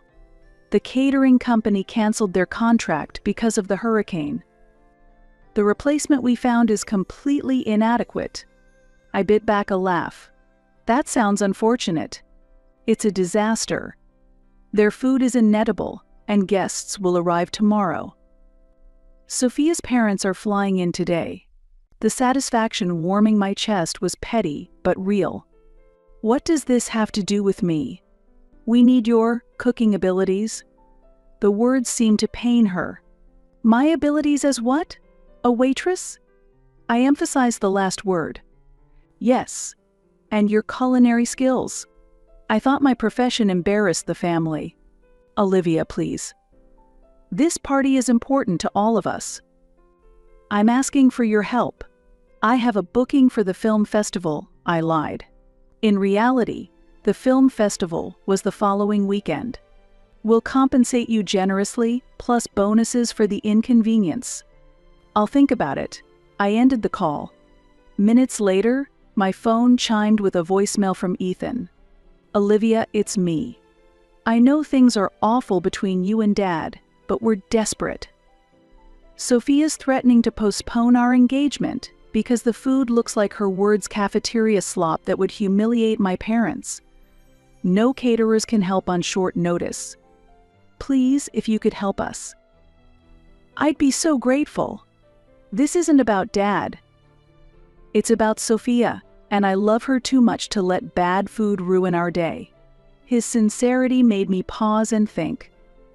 Ethan has always been kind, defending me when Mom made cutting remarks. Unlike Dad, he loved Sophia for who she was, not what she represented. At noon, Dad called. My stomach knotted as I answered silently. "Olivia? Are you there?" "I'm here." "I know I have no right to ask anything." His voice was rough, but Ethan is devastated.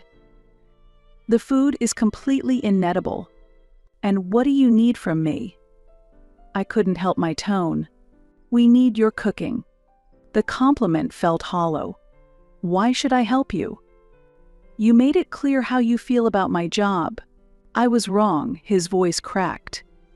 "I've been wrong about so many things. Please." Silence stretched between us. "The party is tomorrow at 7, he finally said. "We need help at home in the morning. There's one more thing," he added hesitantly. "We told everyone you're an event planner for high-end clients." The revelation still stung. An event planner? More compatible with the family image? So you're desperate enough to acknowledge what I actually do, but only in private. How fitting. Goodbye, Dad. After hanging up, I sat motionless at my kitchen counter.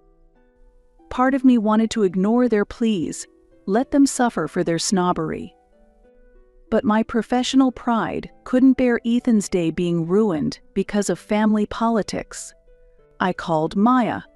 "Bring my cooking kit." the one with the special knives. I've got a situation. An hour later, I chose a sleek black dress, elegant yet practical for cooking. As I packed my tools, each knife sliding into its case, I felt powerful.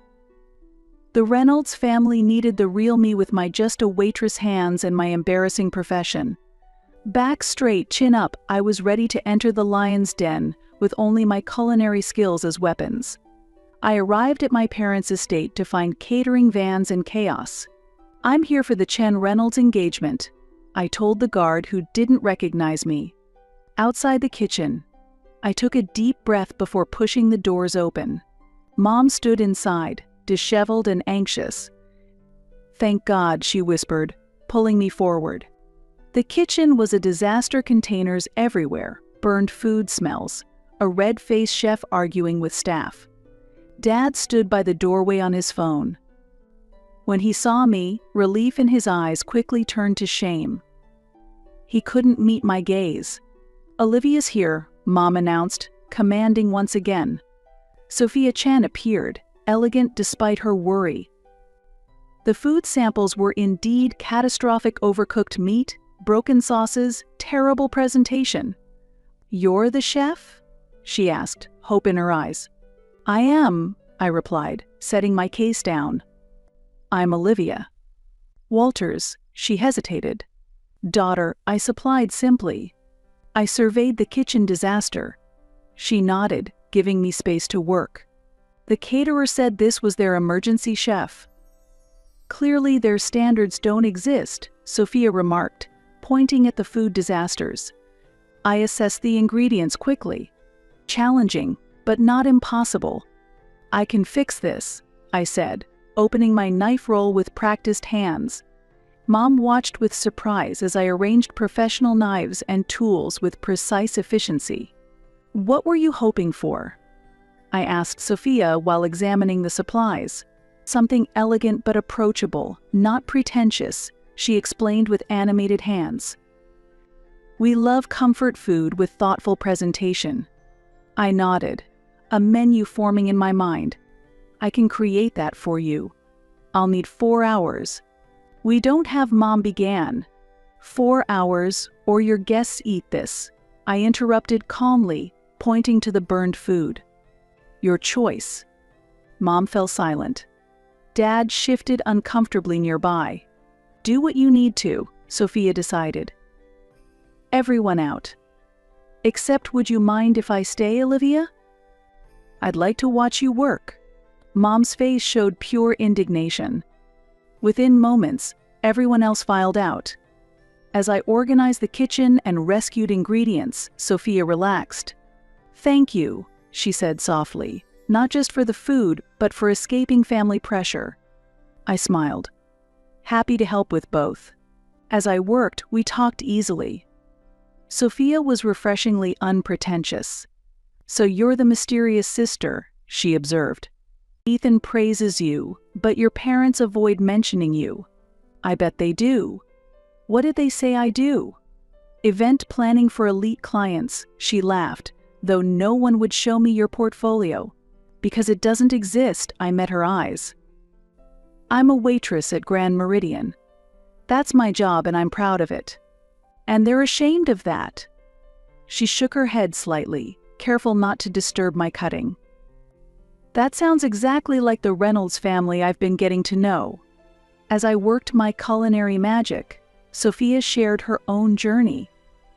She'd grown up in a small immigrant community, daughter of a factory worker and a seamstress. Her path to becoming a lawyer had been paved with waitressing jobs, academic rejections, and cramped apartments shared with too many roommates.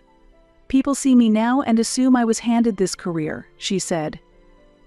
"They don't see the years of grinding before the overnight success." My heart raced with recognition. Success that comes too easily isn't appreciated. "Exactly," she nodded, eyes bright. "That's what connects Ethan and me. He may come from wealth, but he's designing his own path, rejecting his father's connections. He wants to earn everything himself." This revelation stunned me. During our few interactions, Ethan had seemed different from our parents, but I hadn't grasped the depth of his independence. As I put the finishing touches on the main course, the kitchen doors swung open. Mom appeared, followed by two family friends who gasped audibly. "Sophia, we need to." My mother's words evaporated as she absorbed the culinary display. "Oh my." Sophia stood, sampling a canapé from different angles. The smile that lit up her face was genuine and warm. "Olivia, this is incredible. Exactly what we wanted." She grasped my flour-dusted hands, squeezing them. "Thank you." More guests filtered into the kitchen, the event planner, the photographer, business associates, all staring with undisguised amazement at the food spread. I began cleaning my station, satisfied with my creation and ready to slip away quietly. Mom approached me as I wiped down the counter. "I don't know how you managed this, but thank you." Her words seemed sincere, but her expression stayed reserved, as if complimenting a waitress physically pained her. I simply nodded, putting away my knives. As I headed for the service exit, Dad intercepted me in the hallway. He looked drained, his powerful businessman veneer cracked to reveal something softer beneath. "Olivia, wait." His hand extended toward mine but hesitated. "What you did in there was remarkable." "I did my job," I replied calmly. "The job you're ashamed of." He flinched. "I was wrong." "So wrong." "I see that now." His voice dropped to a whisper. "Maybe we could talk after the party?" "I think we could work things out, now that I understand." "Understand what, Dad?" My voice stayed steady. "How valuable your culinary skills are. The connections you could make in these circles." Sophia's friends are all influential people who need someone they can trust with their events. There it was not an apology for dismissing my passion, but a calculation of how it could serve his agenda now that he saw its value in his world. "You still don't get it," I said quietly. "This isn't about connections or status. It's about respect for what I love doing."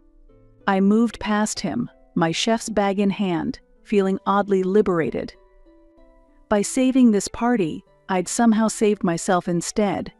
I wandered to a quiet corner of the garden, reluctant to join the main celebration but not quite ready to leave. The aroma of roses and evening jasmine filled the air as guests moved toward the dance floor inside. "Olivia?" Ethan's voice startled me. He stood there in his tailored suit, happy but slightly rumpled, his tie already loosened at the collar. "Shouldn't you be mingling with guests or taking photos?" I asked, surprised to find him alone. "They can wait 5 minutes." He approached, hands tucked in his pockets. "Sophia told me what you did, how you stepped in when we didn't deserve your help." I shrugged. "Professional pride. I couldn't let everyone go hungry at your engagement party, even if I wanted to." Ethan laughed. Then his expression sobered. "It was more than that, and we both know it." He nodded toward a stone bench, and we sat. "I need to apologize for our family, for how they've treated you, for how Dad." His voice faded. "You don't need to apologize on his behalf." "Maybe not, but I understand him better than most." Ethan stared at his expensive shoes. "There's something about growing up as a Reynolds that distorts your worldview. Everything becomes about appearances, connections, the right schools, the right career paths." I listened as Ethan spoke honestly about the pressure of our childhood, the subtle and obvious ways our parents had molded our perspectives. "It was only when I stepped away from everything that I could see how unhealthy it all was," he admitted. "Dad never allowed you that freedom. He kept you close, under his thumb, trying to force you into his vision." "That doesn't excuse how he treated me," I said softly. "No, it doesn't." Ethan met my gaze directly. "Nothing excuses that. But I want you to know that not everyone in this family thinks that way. Sophia and I certainly don't." As we walked back toward the party, Ethan asked something that caught me by surprise. "What will you do now?" "About you and Dad?" "I'm not sure yet," I answered honestly. "But I know I won't make myself smaller anymore to match someone else's definition of success." The party was thriving when we returned guests filled the dance floor. I found a quiet spot at a table near the garden's edge, content to watch from afar. Within moments, however, I was approached by a woman with striking silver hair and elegant attire. "Excuse me," she said, extending her hand. "I'm Elizabeth Chen, Sophia's mother. I've been enjoying the food all evening. The flavors are extraordinary. Who prepared it?" Before I could respond, another woman joined our conversation. "The catering is exceptional. Are you the chef? Please tell me you're available for events in Boston." The buzz traveled quickly. Throughout the evening, I was approached by various guests, lawyers, executives, event planners, all asking about my cooking. I distributed the simple contact cards I'd slipped into my purse, explaining my position at the Grand Meridian, while mentioning I occasionally catered private events. From across the garden, I noticed my father observing these conversations, his expression a mixture of astonishment and opportunism. When he finally approached, champagne glasses in hand, his smile was the practiced one he used for potential investors. "Seems like you're the star of the party," he said, offering me a drink. I took the champagne but held it untasted. "Just connecting with potential clients." "I've been reflecting," he began, lowering his voice conspiratorially, "about our earlier discussion. We should really reconsider your situation. Watching you work today, seeing all these influential people respond to your talent, I can now see real opportunity here." "Opportunity?" I echoed, the word tasting sour. "For both of us," my father continued, blind to my reaction. "Your culinary skills, my business network. We could reimagine your career path, perhaps launch an exclusive catering service for elite clients. Maybe even open a boutique restaurant under the Reynolds name." His words revealed everything. Even now, he couldn't simply value what I did. He needed to repackage it, elevate it, make it acceptable to his social circles. I placed the untouched champagne on a passing waiter's tray. "No thank you, Dad," I said evenly. "I'm not interested in rebranding my passion to make it palatable to you." I walked away before he could answer, heading toward the exit. My mother intercepted me by the garden gate, a small envelope in her perfectly manicured hands. "Olivia, darling," she said, her voice sugary in a way I'd never heard before. "We cannot express our gratitude enough for your help today. We'd like to show our appreciation." She held out the envelope. I knew without looking it contained a check payment for services provided, with perhaps a bonus for the embarrassment of having to acknowledge my profession. "I don't want your money, Mom." Her smile wavered. "But surely you deserve compensation for your time and talent." "What I want is much simpler," I said, meeting her eyes directly. "Recognition that there's dignity in all honest work, including serving food. That what matters isn't a career's prestige, but the passion and skill one brings to it." My mother blinked repeatedly, visibly thrown by my response. "I don't understand what you—" "You don't need to understand," I interrupted kindly. "Just think about it. For Ethan and Sophia's sake, if nothing else." I stepped into the cool night air, the burden of years of compromise lifting with each stride away from the celebration. Tomorrow, I would call Maya about that restaurant space she'd spotted. Next week, I'd discuss launching my catering business with the contacts I'd made tonight. The hotel promotion I had conflicted with the party had promised to hold the position open.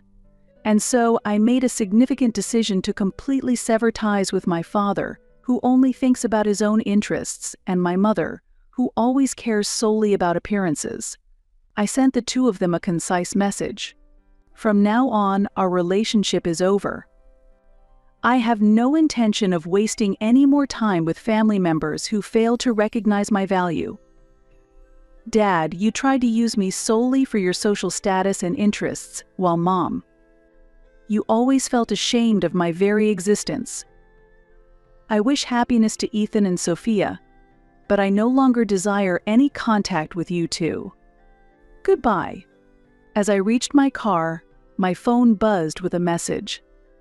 It was from Sophia, leaving already? Can't blame you. Thanks again for everything. When you're ready to cater my law firm's charity event, call me directly. No Reynolds family strings attached. I smiled, pocketing my phone. The journey ahead wouldn't be simple, but for the first time in years, I felt authentically myself. I had arrived at that house with just my skills and my knives, but I was departing with something infinitely more precious, the knowledge that I would never again make myself smaller to meet someone else's standards. My skilled, confident, creative hands gripped the steering wheel as I drove away from the Reynolds family toward a future where I will be valued for exactly who I am, not in spite of it. I gazed at the custom-made welcome baby banner, wondering if the rose gold lettering was a typo. Lily had always leaned towards simpler aesthetics, yet my mother seemed determined to amplify every detail these days. The party planner's invoice in my hand served as a stark reminder of why I should have initially declined to orchestrate this baby shower. My name is Clara, and I've dedicated the past 15 years to demonstrating that professional achievement and family dedication aren't mutually exclusive. Spoiler alert, my mother remains unconvinced. They're running 20 minutes behind, announced Maya, the caterer, appearing beside me with her clipboard. Of course, I muttered. Glancing at my watch, I saw another work email demanding attention, though it could wait for the moment. Were the flower arrangements confirmed? I inquired. All set, Maya replied, but your mom called again. She's asking about rearranging the seating to bring Lily's college friends closer to the front. I closed my eyes, mentally counting to 10. The seating chart we had finalized 3 days prior, the one she had approved, that very chart. Maya gave my shoulder a reassuring squeeze. Want me to tell her no? I'll handle it, I sighed, retrieving my phone and dialing Mother's number. 1 ring, 2 rings. Clara, darling, Mother's voice dripped with honey, never a positive indicator. I was just considering the seating. Mother, we can't alter it now. The place cards are printed, and the tables are set. Lily specifically requested this arrangement. Lily approved it last week. My gaze drifted to the venue staff arranging crystal centerpieces, each likely costing more than my first car. Remember during the family dinner? Oh, you mean the dinner you departed early from for that conference call? I got interjected. There it was, the quintessential Eleanor Vance guilt trip, right on cue. That call secured the Thompson account, I stated, maintaining a leveled tone. It's contributing to paying for this shower you're attempting to micromanage. Always work with you, isn't it? She lamented dramatically. Your sister is having a baby, Clara. A baby? Would it be so detrimental to focus on family for once? The venue manager waved frantically across the room, another crisis to address. Mother, I must go. The seating remains as is. I ended the call before she could protest further. Problems? Maya inquired, already knowing the answer. Just the usual. Mother being mother. I straightened my blazer. Now what's amiss? The dessert table's lighting isn't ethereal enough, apparently. Maya rolled her eyes. Manager's having a full-blown meltdown. As we walked towards the commotion, my phone buzzed. Lily's text illuminated the screen. Mom says you're being difficult about the seating. Why can't you just help make my day perfect? Perfect, like the straight A's that were never quite sufficient. Like the promotion that signified nothing because I missed Sunday dinner. Like this $40,000 baby shower that somehow still fell short. The lights are fine, I stated firmly to the manager.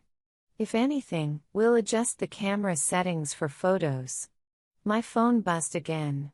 This time, it was David, the family lawyer. Clara, your mother is on the other line about the venue contract. Something about last-minute alterations. I pinched the bridge of my nose. Inform her that any modifications now will incur significant extra charges. She says money isn't a concern. Of course not, I thought, it's not her money. I observed another delivery arriving, hand-painted party favors from Lily's favorite artist. Just stall her, please. We're mere hours from the event. We will, and Clara, David paused, you're doing a fantastic job. Don't let anyone tell you otherwise. Ending the call, a familiar ache settled in my chest. The same ache from age 12 when mother praised Lily's mediocre piano recital, yet missed my debate championship.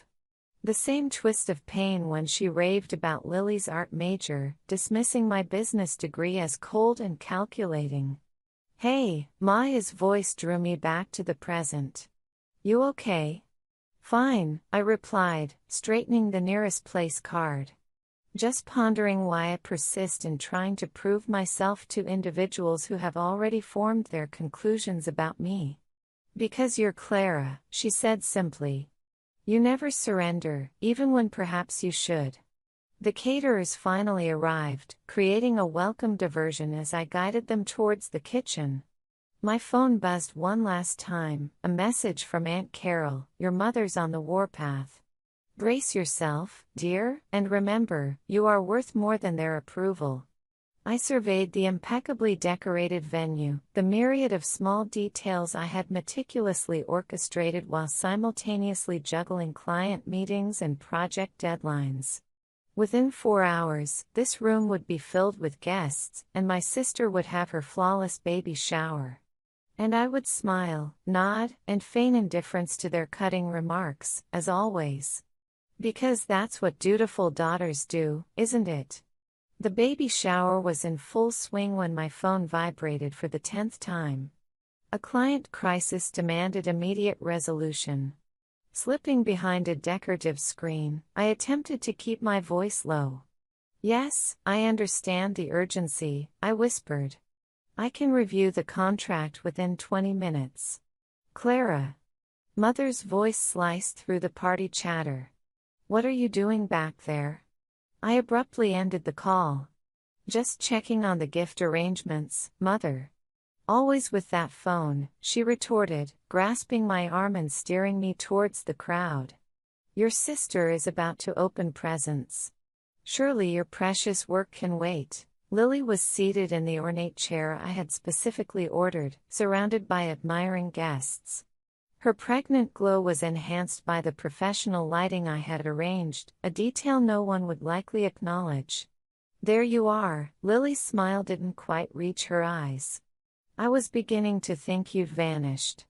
Just managing some details, I replied, taking my designated seat beside her, noticing my mother hovering nearby like a watchful hawk. Details, Mother sighed audibly enough for nearby guests to hear. That's all Clara ever thinks about these days. Numbers and contracts instead of family. A few guests shifted uncomfortably. I felt my cheeks flush but maintained my smile. Let's focus on the presents, shall we? Lily proceeded to open gift after gift, each met with appropriate oohs and ahs. I discreetly checked my phone, 3 missed calls from the client. Oh, this one's from Clara, Lily announced, lifting an elegantly wrapped package. My stomach tightened. I had spent weeks searching for the vintage silver rattle, identical to the one in our grandmother's baby photos. Lily tore through the paper, revealing the velvet box. Oh, it's nice. It's just like Grandma Rose's, I said quickly. Remember how she always told us about. Speaking of remembering, Mother interjected, remember when Clara missed Lily's college graduation because of a crucial meeting? Silence descended upon the room. Lily's husband, Daniel, shifted in his seat, avoiding eye contact. "Mother, that was years ago," I said quietly. "And I flew in the next day. And now here we are," Mother continued as if I hadn't spoken, "at Lily's baby shower, and she can't even put her phone down for an hour." Eleanor and Carol warned from across the room. But Mother was on a roll. "Do you know who arranged this entire shower?" Lily joined in, her voice thick with hormonal tears. "Mother did. While you were too busy with your important career to help." I stared at her, stunned. "Lily, I literally planned every—" "Oh, sure," she sniffled. "You wrote some checks, threw money at it, like you do with everything. But where were you for the actual planning? The late-night calls about color schemes? The menu tastings? I was on those calls," my voice rose despite my best efforts. "I scheduled them around your timeline." "Ladies," Daniel attempted to intervene, but Mother silenced him with a look that could freeze hell. "Your sister is having a baby," Mother announced to the room at large. "A miracle. A new life. But I suppose that's not as important as whatever's on that phone of yours." My phone buzzed yet again. The client was now threatening to terminate their account. "I need to take this," I said, rising to my feet. "It's important. More important than family." Lily's voice cracked. "More important than me?" The room was now deathly silent, every guest witnessing my public excoriation. "You know what?" I grabbed my purse. "Yes, right now, this call is more important. Because unlike this shower, which I planned, paid for, and am apparently receiving 0 credit for, this call actually matters to people who value my time and effort." Gasps rippled through the crowd. Mother's face turned a shade of purple. "How dare you?" she sputtered. "After everything we've done for you. Everything you've done for me?" I laughed, a sharp, bitter sound. "Please, enlighten me. Was it the constant criticism? The comparisons to Lily? The guilt trips?" Maya appeared at my elbow. "Maybe we should step outside." "No need." I straightened my spine, channeling every ounce of boardroom confidence I possessed. "I'm leaving. Enjoy the shower, Lily. The venue is paid for until 7. Try not to let Mother convince you I ruined this too." I turned on my heel, walking steadily towards the exit, despite the trembling in my legs. Behind me, I heard Mother's theatrical sobs and Lily's hiccuping tears. Just before the door closed, I heard Aunt Carol's clear voice. "Well, Eleanor, I hope you're satisfied. You've finally done it." I reached my car before the tears finally came. But as I sat there, observing the venue staff scurrying around through the windows, a strange calm settled over me. My phone buzzed again, but this time, instead of anxiety, I felt something else stirring in my chest: resolve. I remained in my car for precisely 3 minutes before making the call. My hands had ceased shaking, replaced by an eerie steadiness I usually reserve for hostile takeovers. "David, it's Clara.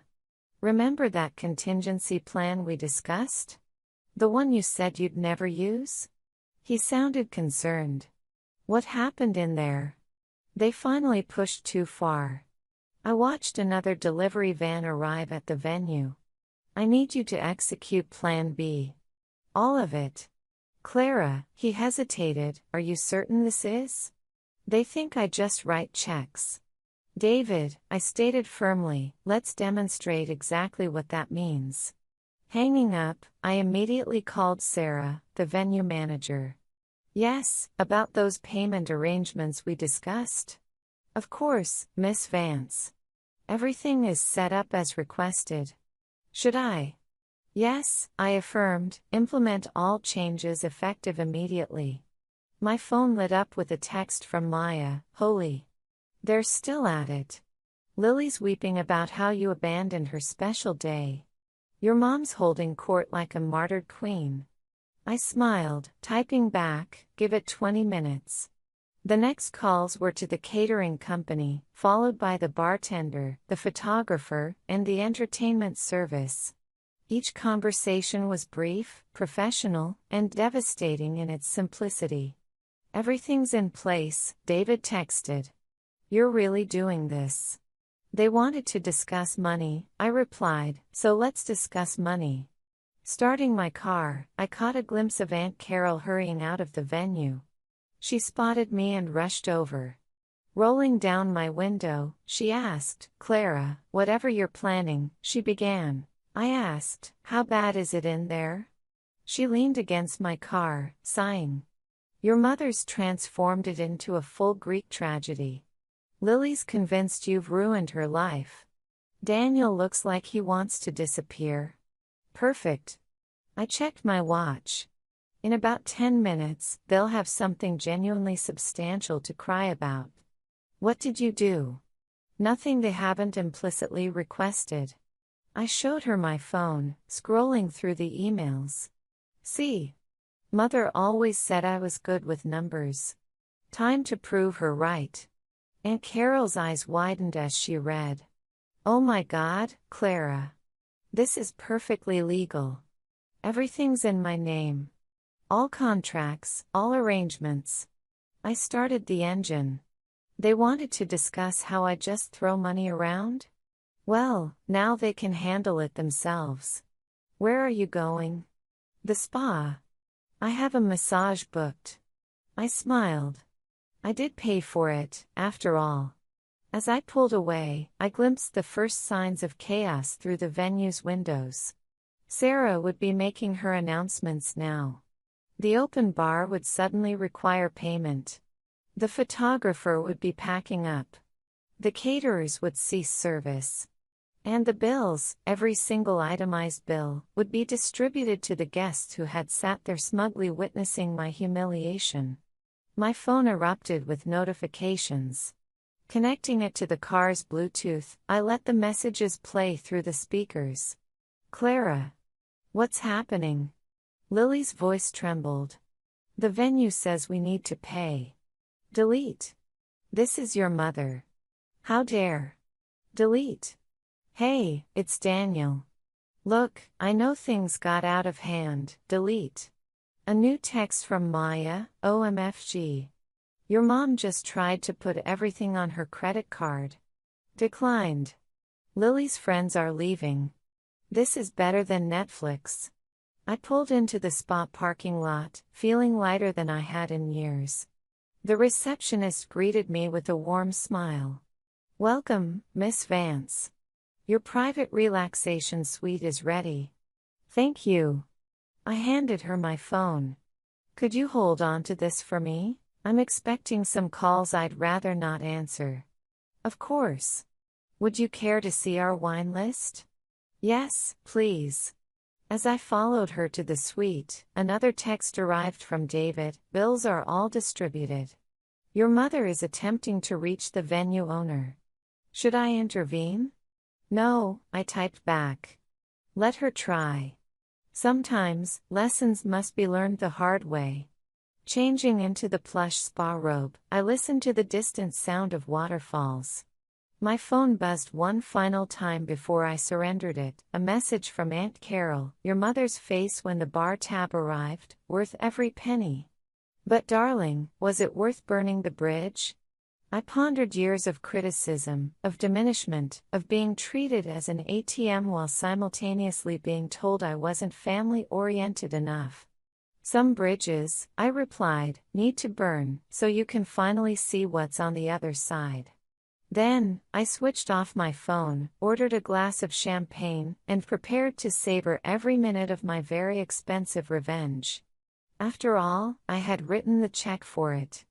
The massage therapist's hands worked out 15 years of family-induced tension from my shoulders while my phone collected angry messages in the locker room. 2 hours of blissful silence, punctuated only by soft meditation music and the occasional sound of my own satisfied sighs. "More pressure, Miss Vance?" the therapist inquired. Perfect as is, I murmured, melting further into the table. Though, I might need an extra hour. Bad day. Actually, I corrected, it's turning out better than expected. Emerging from the treatment room, the receptionist offered a sympathetic look. Your phone has been quite active. 37 missed calls. I presume none were pleasant? The last one was rather loud. She handed me the device. Something about financial terrorism, I believe. I scrolled through the messages, each more frantic than the last. The final voicemail was from Mother, her voice shrill with panic. Clara Elizabeth Vance, you answer this phone right now. The venue is demanding payment for everything. Everything. Lily's friends had to pay for their own drinks. The photographer departed with all the photos. The caterers packed up the food. What have you done? Deleting it with a smile, I dialed Maya. You absolute legend, she answered, laughing. I wish you could have witnessed it. Your mother attempted to pull the "Do you know who I am?" card with the venue manager. Sarah just kept presenting her with the contracts, all bearing your signature. How's Lily? Crying, obviously. But get this, her college friends bailed when they were stuck with the bar tab. Real friendship test, right there? I settled into the spa's relaxation lounge, accepting a glass of infused water. And Daniel? Actually handling it better than expected. He's been making calls, trying to sort things out. I overheard him telling Lily that maybe they'd been taking advantage of you. Interesting. I sipped my water. Any other casualties? Those designer cupcakes you ordered, the ones Mother boasted about arranging.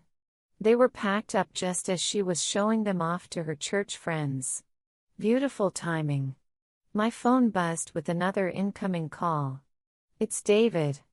Hold on, Maya, I need to take this. Clara, David said without preamble, your mother is threatening legal action. For what? I paid for everything. Exactly. You paid, and you had every right to withdraw services. She's grasping at straws. Let her grasp. I examined my freshly manicured nails. What is the final damage? Well, between the remaining venue fees, the bar tabs, the photographer's cancellation fee, and the catering balance. Roughly $288,000, which they'll have to cover themselves. Your mother's credit cards are all maxed out. He cleared his throat. Lily's too. Not my problem. Daniel's been reasonable. He's offered to work out a payment plan. Decline it. I stood up, gathering my things. They wanted to handle everything without my money interfering. Let them. My phone buzzed again. Aunt Carol. You've created quite the scandal, she stated upon answering. Half the country club will be discussing this for months. Good. Perhaps they'll reconsider inviting my mother to plan their events. Lily's a mess, claims you've ruined her baby shower, memories lost forever. Better than letting her ruin the rest of my life. I signed my spa bill, adding a generous tip. How's Mother taking it? She's already calling everyone she knows for loans. No takers so far. Apparently, her credit history isn't as pristine as she pretends. I stepped out into the evening air, feeling refreshed and remarkably unburdened. Any regrets? Only that I didn't record it all. Aunt Carol chuckled. Though, I did manage to capture a lovely photograph of your mother's face when the bar tab arrived. Worth framing, really. My phone lit up with a text from Daniel. Can we talk? Just us. I think some apologies are overdue. Interesting timing, I muttered. What will you do now? Aunt Carol asked. I settled into my car, adjusting the mirror. In it, I saw a woman who finally appeared free. Now. I'm going home, ordering takeout, and relishing the silence. They wanted to discuss money? Well, now they can discuss it amongst themselves. And tomorrow? Tomorrow, I'll resume being the successful career woman they love to criticize. Only this time, they'll comprehend precisely what that signifies. As I drove home, my phone continued buzzing with messages and calls. Each one represented a person who had witnessed my humiliation but was now desperate for my assistance. Each one would remain unanswered.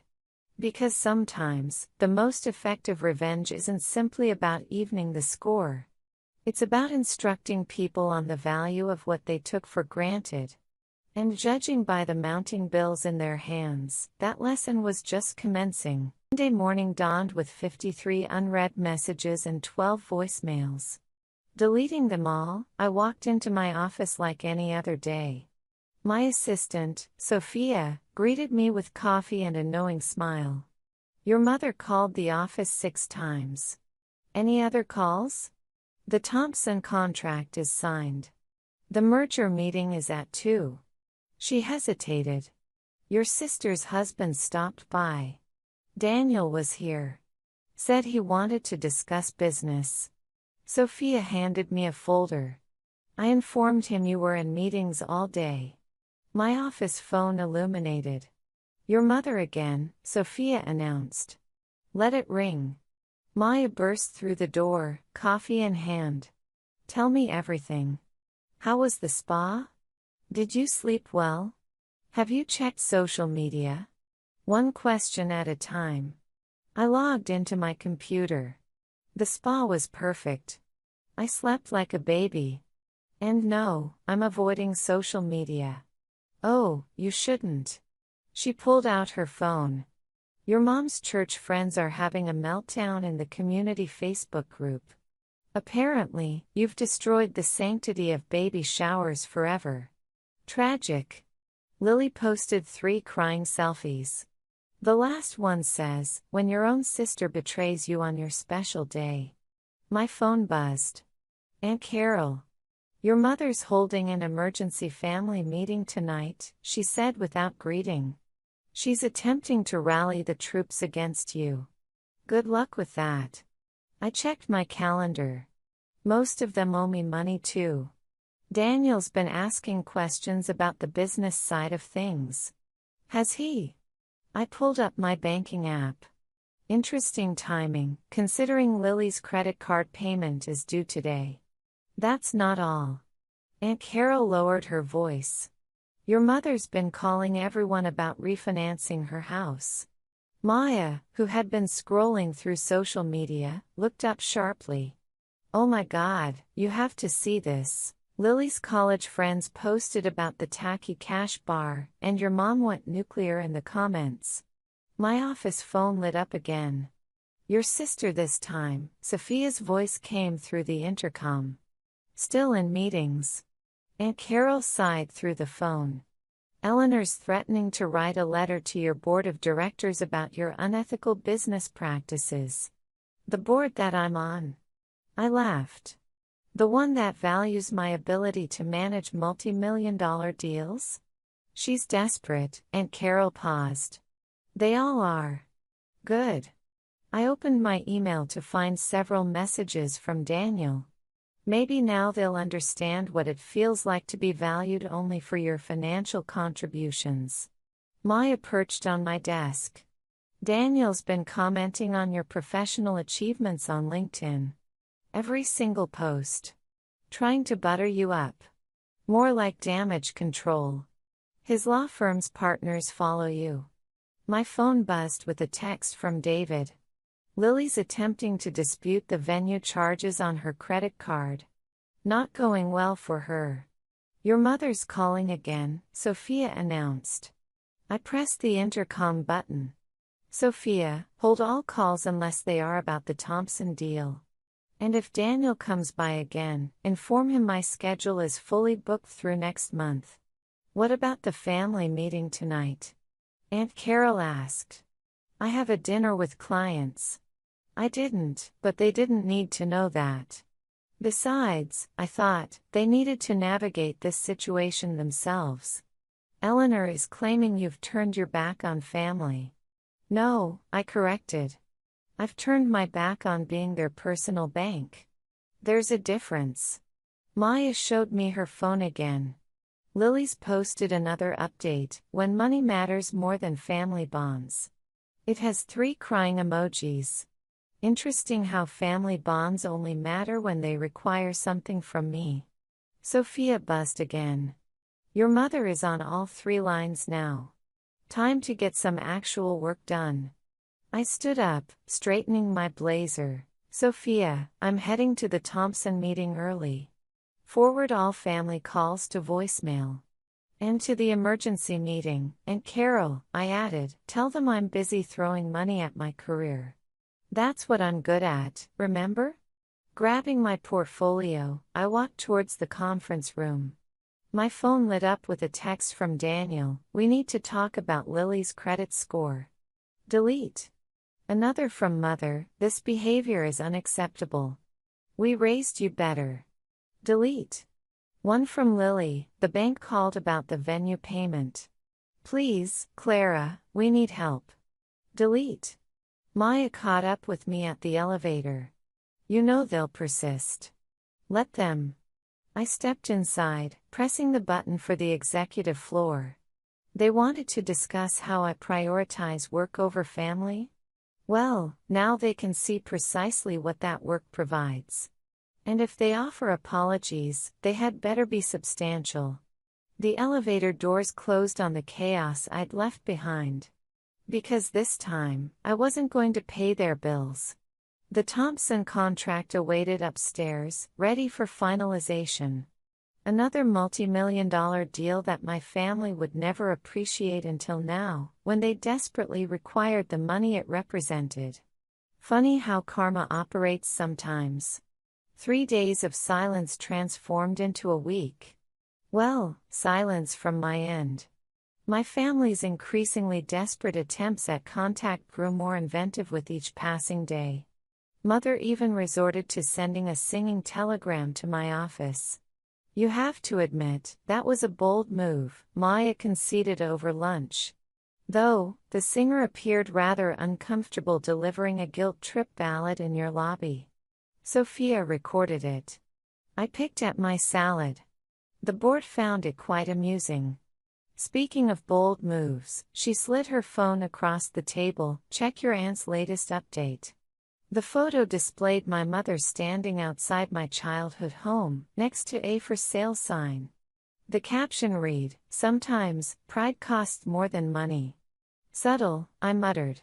Daniel's been inquiring about job openings at other firms, Maya continued.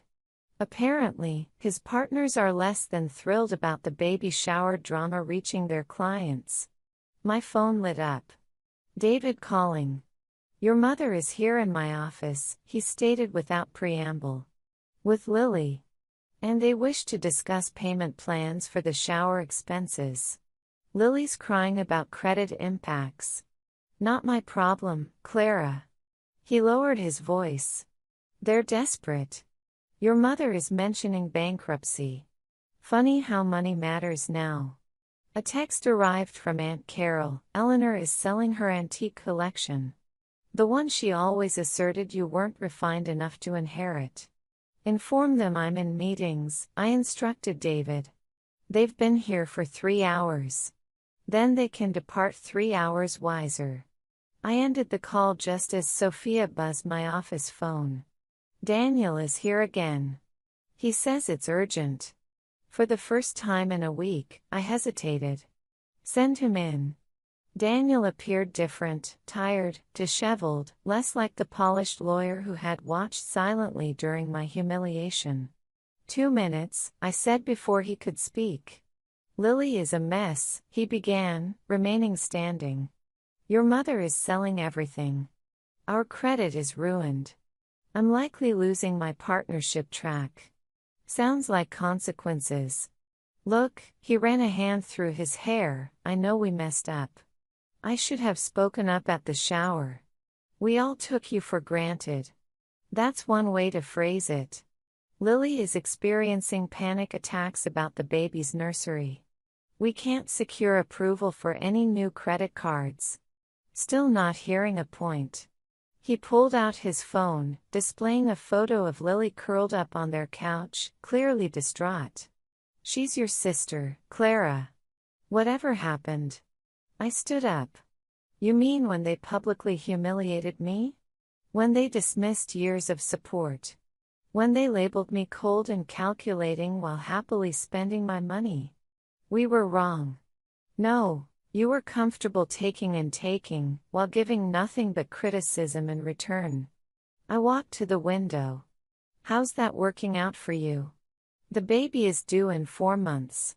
"I'm aware. The crib I ordered arrived yesterday. I cancelled the delivery." His phone buzzed. "Lily calling." He ignored it. "Your mother's house is in pre-foreclosure," he said quietly. "She has options. She could sell her designer handbags, or her vacation timeshare, or perhaps call all those real family people she loves to compare me to." "Clara, please." "Please what, Daniel? Bail them out? Write another check? Revert to being the family ATM they can criticize between withdrawals?" Sophia buzzed again. "Your mother and sister, they just arrived in the lobby. Tell security not to permit them upstairs." Daniel stepped closer. "They're sorry." "No, they're broke. There's a difference." "Then what do you want? What will it take to rectify this?" I turned to face him fully. "Rectify what, exactly? The relationship they never valued? The support they took for granted? The success they resented?"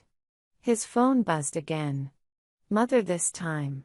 "You should go," I said. "Sounds like they need you." "They need you." "No. They need my money." And for the first time, they're realizing those aren't synonymous. He moved towards the door, then paused. "For what it's worth, I always admired your drive, your success. Lily was envious. Your mother was threatened. And now they're simply afraid of losing more than money." After he left, I watched through my office window as he joined Mother and Lily in the parking lot.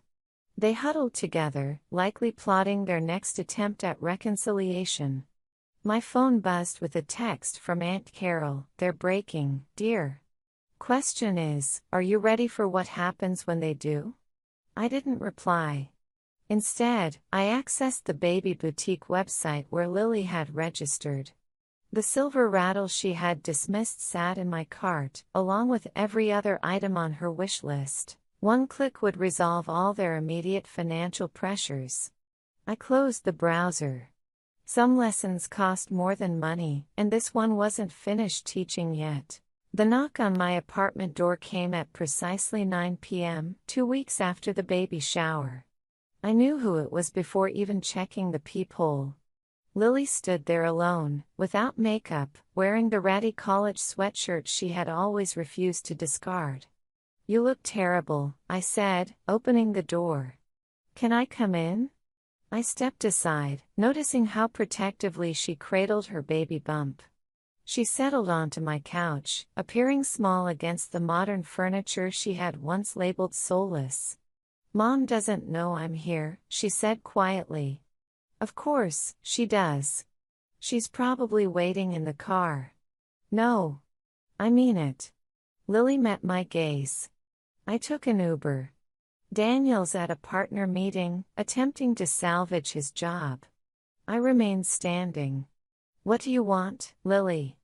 I found the receipts, her voice cracked. "For the shower. All of them. Mom had discarded them, but I needed to know. And $47,000. She wiped her eyes. "Not including the gifts you purchased, the ones you spent months selecting. Is this the part where I'm supposed to feel appreciated because you finally looked at the price tag?" "No." She touched her stomach. "This is the part where I tell you I'm scared. Really scared. We can't afford anything for the baby. My credit cards are maxed. Daniel's firm is placing him on probation. Mom's losing the house. Sounds rough. I deserve that. She pulled out her phone. But look at this. Really look. She showed me photos from the shower, taken before everything unraveled. The details I had obsessed over were evident in every shot: the custom lighting that made everyone look flawless, the hand-calligraphed place cards, the meticulously arranged flowers. "You did all this," she whispered, "while closing the Thompson deal, while handling the merger, while I complained about you not being present for tastings. Your point?" "My point is," she struggled to stand, her pregnant belly making it awkward, "I was jealous. Always have been. You made everything appear so effortless, your career, your success, even throwing the perfect baby shower seemed effortless for you. It wasn't. I recognize that now." She walked to my window, gazing at the city lights. "Mom's a mess. She's lost everything: her status, her credit, her reputation. The country club actually revoked her membership. Tragic. She deserved it." Lily turned back to me. "We all did. We treated you like a bank while acting as if you weren't good enough for the family. The same family you've been supporting for years." My phone buzzed. "Aunt Carol." Lily finally made a move. "How's it progressing? Why are you here?" I asked Lily directly. "Because I'm having a baby." Her hand rested on her bump. "A little girl. And I don't want her growing up believing it's acceptable to treat people the way we treated you. I don't want her learning that success should be penalized, or that money is more important than honesty." Pretty words. "I'm not soliciting money." She stepped closer. "I'm asking for a chance to be a better sister, a better mother to my daughter. I'm asking if it's too late to start over. And mother. She'll have to find her own way back, if there even is one." I studied her face, the dark circles under her eyes, the worry lines that hadn't been there before. "The silver rattle," I said suddenly. "What?" "The shower gift you dismissed. Do you know why I chose it?" She shook her head. "Grandma Rose used it to soothe us both when we were babies. Remember how she'd narrate that story about how it was the only thing that would calm you down during thunderstorms?" Lily's eyes welled with tears. "I didn't even examine it properly. I was too preoccupied with attempting to hurt you. Well, it worked. I'm so sorry, Clara." She reached for my hand. "For everything. For years of everything." I allowed her to hold my hand for a moment before pulling away. "Sorry doesn't rectify credit scores. I know." She moved towards the door. "But maybe it's a start." As she reached for the handle, I spoke. "The rattle's still in my closet." She turned, hope flickering across her face. "I'm not saying I forgive you," I continued, "but maybe we can discuss the baby. About starting over. Really. Don't make me regret it." She nodded, tears now flowing freely. "Thank you." After she departed, I texted Aunt Carol, "Lily just left. She came alone. And maybe there's hope for one bridge not to burn completely. What about Eleanor?" I glanced at the family photo still on my shelf, taken years ago when success meant nothing and family meant everything. "Some bridges," I typed back, "need to remain ashes." The silver rattle caught the morning light as my niece's tiny fingers wrapped around it. She possessed her mother's eyes, but thankfully, none of her temperament. "She hasn't cried once since you presented it to her," Lily said from the hospital bed. "The nurses are astounded. Grandma Rose was right." Magic rattle, I adjusted the baby's blanket. Daniel entered with coffee, looking more relaxed than he had in months. His firm had retained him after he had taken full accountability for his part in the baby shower incident. Humility, apparently, went a considerable distance. "Your mother's in the lobby," he said quietly. "Again?" Lily groaned. "Did you tell her? Security is keeping her there." He handed me a cup. "Your call, Clara." My phone buzzed. Aunt Carol. Eleanor is creating quite a scene downstairs. Something about grandmother's rights. Let her create it, I replied, watching my niece drift to sleep. The past 3 months had been a study in consequences. Mother had indeed lost her house, relocating to a small apartment that horrified her social circle. Lily and Daniel had commenced marriage counseling, addressing the damage that financial strain and family dysfunction had inflicted. And I had learned to establish boundaries. The trust funds are established, I informed Lily, placing my coffee down, but the conditions remain. She nodded. No contact with Mother until she completes therapy. No access to the money without financial counseling first. And we maintain separate holidays. She smiled sadly. No more forced family gatherings. The baby stirred, making those tiny noises that newborns do. Daniel captured a photo, then showed his phone, Mother pacing in the lobby, gesturing wildly at hospital staff. She'll never change, Lily said softly. No, I agreed, but we did. My phone lit up with messages from the family group chat I had never left. Cousin Emily, Eleanor is posting about being banned from meeting her granddaughter. Should we inform her that's not how restraining orders operate? Uncle Peter, maybe she should have considered that before threatening Clara at her office. Aunt Carol, the therapy appointments are prepaid. She's choosing not to attend. I muted the chat and focused on the baby. She had Lily's nose, Daniel's chin, and hopefully, none of the family's talent for emotional manipulation. I've been contemplating, Lily said, adjusting her position, about names. Please tell me you're not still considering Eleanor Jr.? No. She exchanged glances with Daniel. We were thinking Margaret. After Grandma. The rattle clinked softly as the baby moved. She'd like that, I said finally. And Lily hesitated. We want you to be godmother. You sure? I might be too preoccupied with my cold, calculating career. That's precisely why we want you. Daniel sat on the bed's edge. Someone needs to teach her that success isn't a character flaw. A commotion outside drew our attention. Mother's voice carried through the door. I demand to see my granddaughter. Security responded quickly.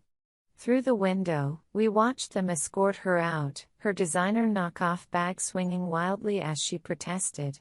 You know what's truly sad? Lily cradled little Margaret closer. She could be here right now. All she had to do was seek help. Some people prioritize their pride over their peace. I picked up the rattle, its silver surface reflecting our small group. But that's no longer our concern. My phone buzzed one last time.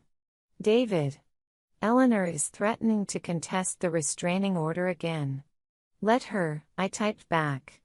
Some battles aren't worth winning when you've already won the war. Lily touched my arm. Thank you. Not just for the trust fund or the baby stuff. For giving me a chance to be better. Us, Daniel corrected. A chance for us to be better. Little Margaret yawned, completely oblivious to the family drama swirling around her. She would grow up knowing a different kind of love, one that didn't come with price tags or conditions. Want to hold her again? Lily asked. I took my niece, feeling her warm weight settle against my chest. The rattle chimed softly as I rocked her. You know, I said, Grandma Rose used to say something about family. That it's not about who's blood and who isn't. It's about who stays when the money's gone and the masks come off. Sounds wise, Daniel said. She was. I watched Margaret's eyes flutter closed. And she'd be proud of us. Not for the success or the money, but for finally learning what real family means.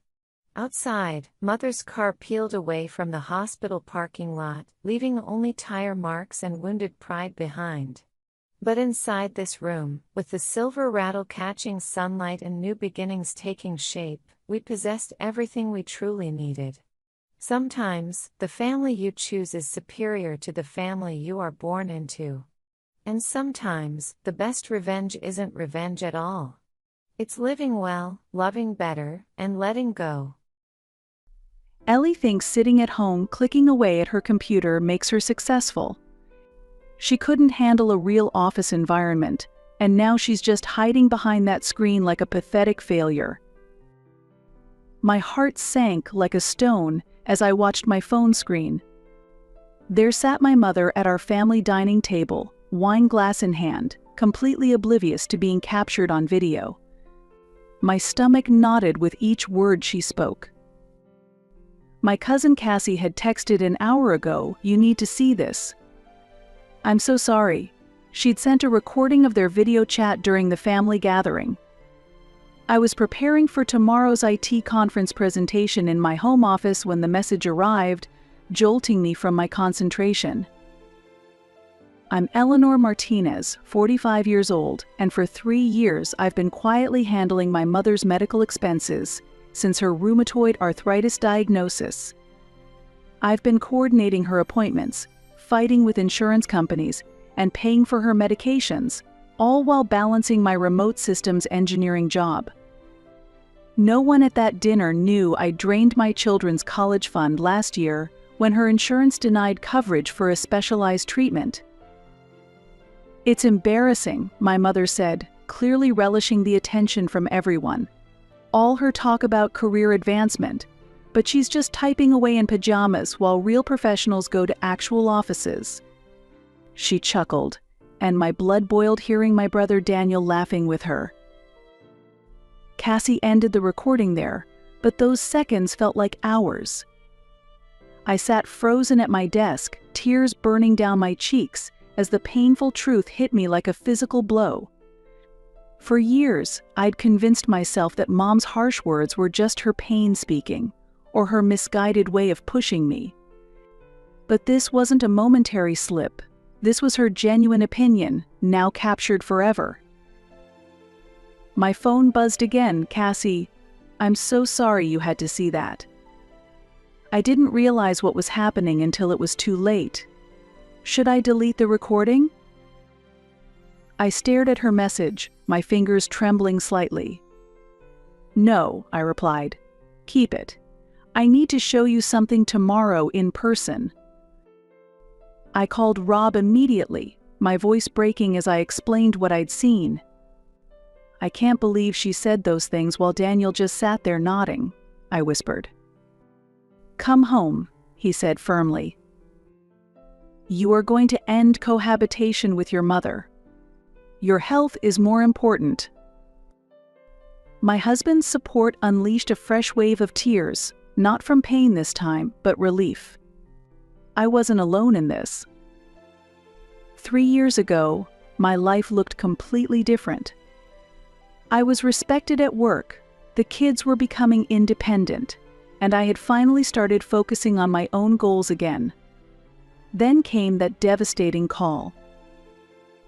I received a message from my mother saying, "I feel very fatigued every day and can't get up in the morning. I've been having days where it takes me a long time to get ready." Recently, it seems she's been taking days off work as well. "It's unfair," she cried in her bed at home. "How am I supposed to get through this? I have insurance, but I hardly have any savings." I squeezed her hand reassuringly. "We'll figure it out together, Mom." After Dad died, Mom and I had always relied on each other. Despite her critical nature, I believed our bond was unbreakable. Within weeks, I convinced my boss Nathan to let me work remotely. I decided to live with my mother to care for her. I coordinated her care between meetings, adjusted medication schedules around deadlines, and spent evenings researching treatment options. However, I received no words of gratitude from my mother. Instead, she was constantly criticizing me. "The food you make is too salty. "Can't you clean more often?" Those words contributed to countless exhausting days and sleepless nights. Yet, somewhere in my heart, I hoped she felt some gratitude towards me. After hanging up the phone, I sat still for a while. Mom thought I was still preparing for tomorrow's presentation, an important opportunity I'd now have to miss after seeing that video. My phone lit up with a text from Cassie. "I'm at Pioneer Coffee on Jefferson. Let me know when you can meet." I exhaled slowly, trying to calm my racing heart. Reaching into my laptop bag, I pulled out a thick folder labeled Mom's medical records. Inside was every payment I'd made over the past 3 years. Insurance premiums, medication receipts, specialist referrals, all meticulously organized with bank statements. I'd maintained these records for tax purposes, never imagining they'd become evidence of such profound betrayal. I clutched the folder to my chest, took a deep breath that did little to ease the knot in my stomach, and texted Cassie, "Be there in 15 minutes." The cafe buzzed with afternoon energy, but I spotted Cassie instantly. "Ellie, I'm so sorry," she said as I slid into the seat across from her. "I had no idea they'd start talking about you. I was just filming our family gathering for my social dynamics project, and suddenly Aunt Diane started criticizing you, and then your brother joined in, and it got so ugly." "It's not your fault," I cut in, my voice calmer than I thought it'd be. "Honestly, I should be thanking you." Cassie tilted her head, confusion evident in her eyes. "Thank me? For what?" I placed the medical folder on the table between us and carefully opened it, revealing 3 years of payment records, appointment calendars, and insurance battles. "For showing me the truth," I said quietly. "I've been handling everything: her medications, treatments, insurance appeals, doctor appointments, everything." Cassie's eyes widened as she leafed through the documents. "This is so much money." "Actually, more than $45,000. I confirmed, my finger tracing along a particularly expensive treatment row. "I've put my career advancement on hold, drained my kids' college funds, even postponed the kitchen renovation Rob and I had been saving for. Everything went to her care because I thought she needed me." Cassie looked up, her academic detachment giving way to raw indignation. "And she sits there calling you a failure while Daniel does absolutely nothing? That's beyond messed up." I nodded, surprised by the strange calm I felt. I always thought her criticism was just her way of pushing me to do better, that deep down she valued my sacrifice. A hollow laugh escaped my lips. I was clearly wrong. "What will you do now?" Cassie asked softly. I reclaimed the folder, my resolve strengthening with each passing moment. "I'm done. I've already started the paperwork to remove myself as her financial guarantor." "You're not going to confront her directly?" I shook my head. What would that accomplish? She'd just deny everything or say I'm being oversensitive. I opened my banking app on my phone, hands trembling slightly with resolve rather than doubt. I'd been setting aside a small portion from each paycheck, hoping to eventually fund the system architecture certification that would qualify me for promotion. Now I knew exactly how to use it. With a few taps, I transferred the money I'd earmarked for Mom's next treatment series into my professional development account. The gesture was simple, but it felt like breaking free from invisible chains. "Wow," Cassie exhaled, watching me. "You're actually going through with this?" "I've never been more certain about anything," I answered, my voice surprisingly strong despite the emotions swirling inside me. I've spent 3 years being her personal nurse, financial planner, and emotional punching bag, while she and Daniel trivialize everything I sacrifice. That stops now. I showed Cassie the email from Nathan about the senior systems architect position opening, the one I'd almost declined because of Mom's upcoming treatment schedule. The interview is next week, I told her. And I'm not missing this opportunity again. Cassie squeezed my hand, her eyes reflecting both concern and admiration. I'll save the full recording and transcribe the important parts, just in case you need evidence later. As we said goodbye, I felt years of accumulated resentment beginning to lift from my shoulders. After so long, I was finally prioritizing myself. The guilt I'd anticipated feeling was mysteriously absent, replaced by a profound sense of clarity and rightness that had been missing for years. The insurance representative sounded puzzled when I called. "You want to remove yourself as guarantor on Diane Martinez's accounts?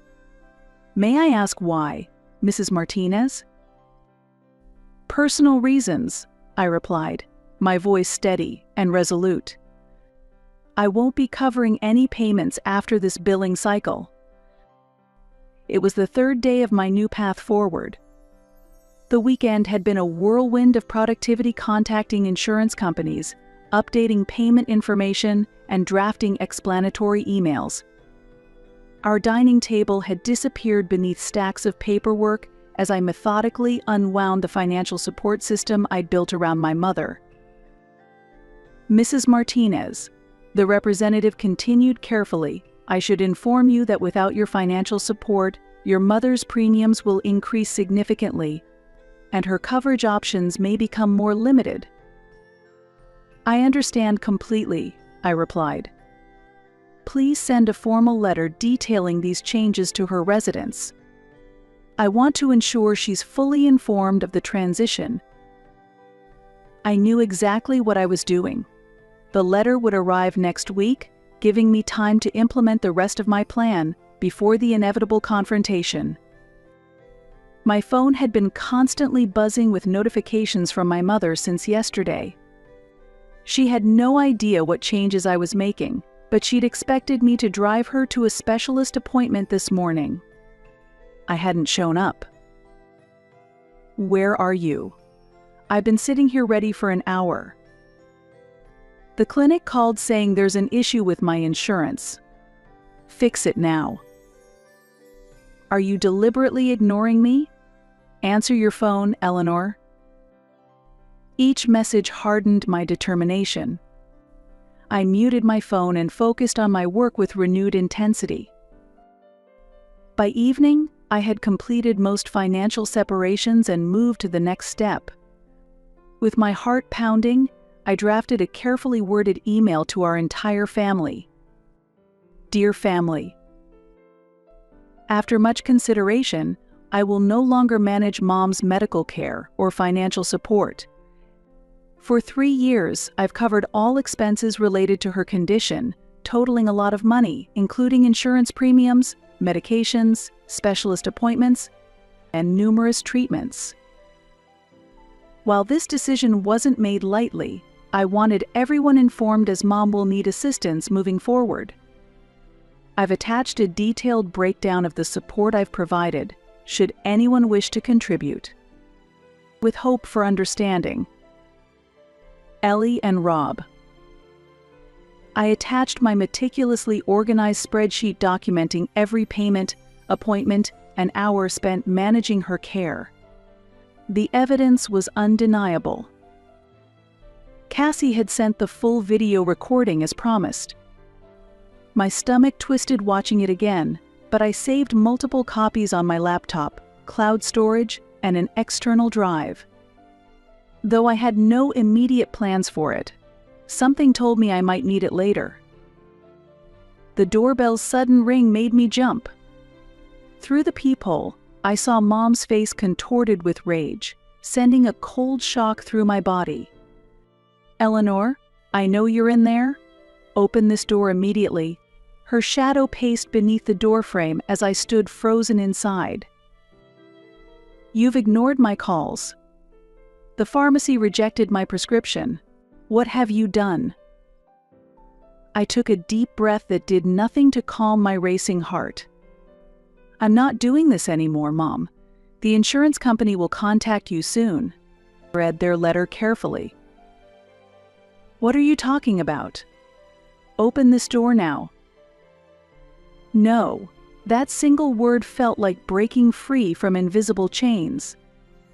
"I heard what you really think of me. It's time we both moved forward separately."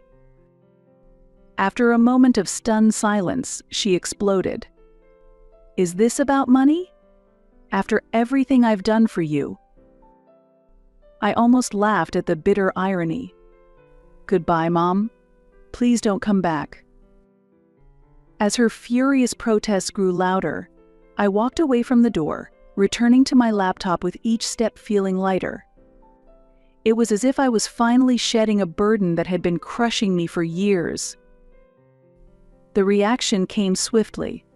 Within hours of sending my email, my phone exploded with notifications that made my stomach clench. Aunt Teresa was shocked and heartbroken by my cruel abandonment. Uncle Victor suggested I was having a selfish midlife crisis. My cousin Stephanie implied I should resolve whatever trivial misunderstanding had occurred. I blocked Mom's number first, then methodically muted the relatives who condemned me without asking for my perspective. The silence that followed felt like a warm embrace. 3 days later, I sat nervously in my boss Nathan's office, discussing the senior architect position I'd been avoiding for months. "You've been working remotely for quite some time, Ellie," Nathan said, reviewing my file with a thoughtful expression. "But your performance metrics are exceptional. You'll need to come into the office 3 days a week and complete the advanced cloud certification." "I understand," I replied, feeling a flutter of excitement I hadn't experienced in years. "I've already started studying for the certification exam." Walking through the office afterward, I felt a sense of belonging I'd almost forgotten. This was where I belonged, pursuing my professional passions instead of sacrificing everything for someone who couldn't appreciate it. My work schedule would need adjusting, but I'd already begun planning. I'd structure my in-office days efficiently, delegate routine tasks, and establish clear boundaries between work and personal time. My income would temporarily plateau during the transition, but without Mom's expenses, I could easily manage. When I arrived home, a formal envelope waited in our mailbox. Inside was a letter from the insurance company sent to my address. It outlined the changes to my mother's coverage and the substantial premium increase now that I was no longer her guarantor. I should have felt guilty. Instead, I felt profoundly validated. My phone rang. "It's Cassie." "Have you seen what's happening in the family text thread?" she asked immediately. "I left all those groups," I confessed. "What's going on?" "Your mom is telling everyone you've had some kind of breakdown. She's claiming you're under tremendous stress from failing at work, and that's why you're acting irrationally." I could hear the indignation in Cassie's voice. She's completely twisting the narrative. I sighed, unsurprised. Classic deflection. "That's not all," Cassie continued. "She convinced Uncle Victor to let her move in temporarily until she sorts out her medical situation." Her voice dripped with frustration. "Of course she has. Daniel does not have the financial means to take care of her. She has no choice but to rely on someone else," I said, my stomach nodding as I shook my head. "Mom's always been good at finding someone to rescue her. It's like watching a master manipulator at work." The insurance letter sat on my counter, a reminder of the changes I'd set in motion. After a moment's consideration, I addressed a new envelope to my mother's actual residence, placed the letter inside, and added a short note. "This was sent to my address by mistake. I suggest you read it carefully. No signature, no emotion, just facts.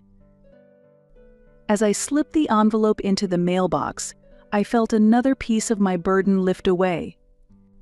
The consequences of her actions were now hers to bear, not mine. 2 weeks passed in relative calm. I threw myself into preparations for the executive presentation, working diligently during every spare moment between system maintenance and client meetings. The big meeting was scheduled for Friday, and I felt a growing confidence with each practice run. Then came the ambush. I was just finishing a conference call in my Seattle office when I spotted them through the glass doors, my mother and my brother Daniel waiting in the reception area. My first instinct was to escape through the back exit, but they had clearly seen me. Running would only postpone the inevitable. My heart raced as I took a deep breath and stepped out to meet them. "Eleanor," my mother said, her voice sickly sweet as honey laced with poison. "We need to talk." Up close, I could see the strain on her face. Her hair was unstyled, and she leaned heavily on her cane, a prop she typically only used when she wanted to emphasize her condition. "I have nothing to say," I replied, gripping my keys so tightly my knuckles turned white. Daniel stepped forward. "Ellie, be reasonable. Mom's medication costs have tripled, and she can't get appointments with her specialists anymore. Is this what you wanted? To punish her?" "What I wanted," I said, my voice trembling with emotion, "was to be treated with basic respect and appreciation. What I wanted was recognition for 3 years of sacrifice. What I wanted was a mother who didn't call me incompetent behind my back while praising her son to the skies." My mother's face paled. "What are you talking about? I would never." "I saw the video, Mom. Cassie's recording from the family dinner. I heard everything you said about me. And you too, Daniel," I added, glaring at my brother. A flash of recognition crossed both their faces, quickly replaced by defensive anger. "You're twisting things out of context," my mother protested, her voice rising. "I was just venting a little frustration. Everyone does that." My mother switched tactics, her voice breaking as tears welled in her eyes. "I'm your mother, Eleanor. After everything I've done for you, how can you abandon me when I need you the most?" Something snapped inside me. 3 years of suppressed resentment boiled to the surface like a volcano I couldn't contain. "Everything you've done for me?" I echoed incredulously. "Let me tell you what I've done for you. I rearranged my entire career. I spent a lot of time and money on your care. I prepared special meals, managed every prescription, fought with insurance companies on your behalf, all while working full-time and caring for my own family. And in return, you mocked my profession behind my back and treated me like your personal assistant." My hands were shaking, but my voice remained steady. "I sent proof to everyone in the family, every payment, every appointment, every sacrifice. So don't stand there and act like I'm the villain in this story," she responded with. "I'm sorry if I hurt your feelings, but this is an extreme overreaction. I'm facing serious health complications." "I'm well aware," I replied, my voice cold and calm. At that moment, Uncle Victor appeared from behind. He let my mother and brother out of the car first, and then came over after parking. "Mom." I spoke so that Uncle Victor could hear me. "I supported you for 3 years. I did everything I could for you, and in return, you called me incompetent behind my back." Uncle Victor frowned, confusion crossing his face. "What are you talking about, Ellie?" "The video, Uncle Victor. The recording Cassie made during our family dinner a few months ago. Mom and Daniel didn't tell you about that?" My mother's face paled, while Daniel suddenly looked intently interested in his phone. "That's completely irrelevant," my mother protested. "Ellie is twisting things out of context to justify her selfish behavior." I reached into my tote bag and pulled out the award. The glass caught the light, the engraving clearly visible, Leadership in Technology, Eleanor Martinez. I opened my laptop and displayed the saved spreadsheet. "This is my work evaluation report," I told Uncle Victor. "Over the past 3 years, while working remotely, I have maintained the highest productivity in the department." Uncle Victor stared at the screen, clearly impressed. Next, I took out the folder containing the bank records. "And this is the record of the medical expenses I've paid for my mother's care over the past 3 years, I explained. "All of these were paid from my bank account, without any help from Daniel." Uncle Victor's eyes widened as he carefully reviewed the records. "This is Ellie. I had no idea," he said quietly. And finally, I said, taking out my phone to play a recording from Kathy. On the screen, my mother appeared, laughing while holding a wine glass. "She's just sitting there typing on her computer, not doing any real work. If she was so competent, why hasn't she been promoted at work? It's probably because she's incompetent." Daniel's laughter echoed from the background. "Yeah, Mom. She always talks big but hasn't achieved anything in reality." I stopped the playback and looked at Uncle Victor's shocked expression. He hadn't been at that dinner party. "This is the expression of gratitude I received while sacrificing my daily expenses and time to take care of my mother," I said quietly. Understanding dawned on Uncle Victor's face. When I left the scene, I heard Uncle Victor speaking to my mother and brother in hushed, questioning tones. The family reckoning I'd been avoiding for months was finally happening, but this time, I wouldn't be the one fighting to be heard. 2 weeks later, Kathy reached out. "There's a drama unfolding at Uncle Victor's house," she said, almost in a whisper. "Your mom is going to leave there. It seems Aunt Victor has reached her limit with her attitude and constant demands." "Where will she go?" I asked. Normally, guilt and a sense of responsibility would have made me intervene immediately, but now I was just purely curious. "Daniel said he would take her in," Kathy replied. "I think that's a major miscalculation." The full weight of it became clear in the months that followed. Daniel, who did not have a steady job, had terrible financial management. Already struggling with flashy hobbies that were not in line with his income, he could not afford to pay for his mother's medical expenses. "It seems she canceled the insurance you've been paying for all those years."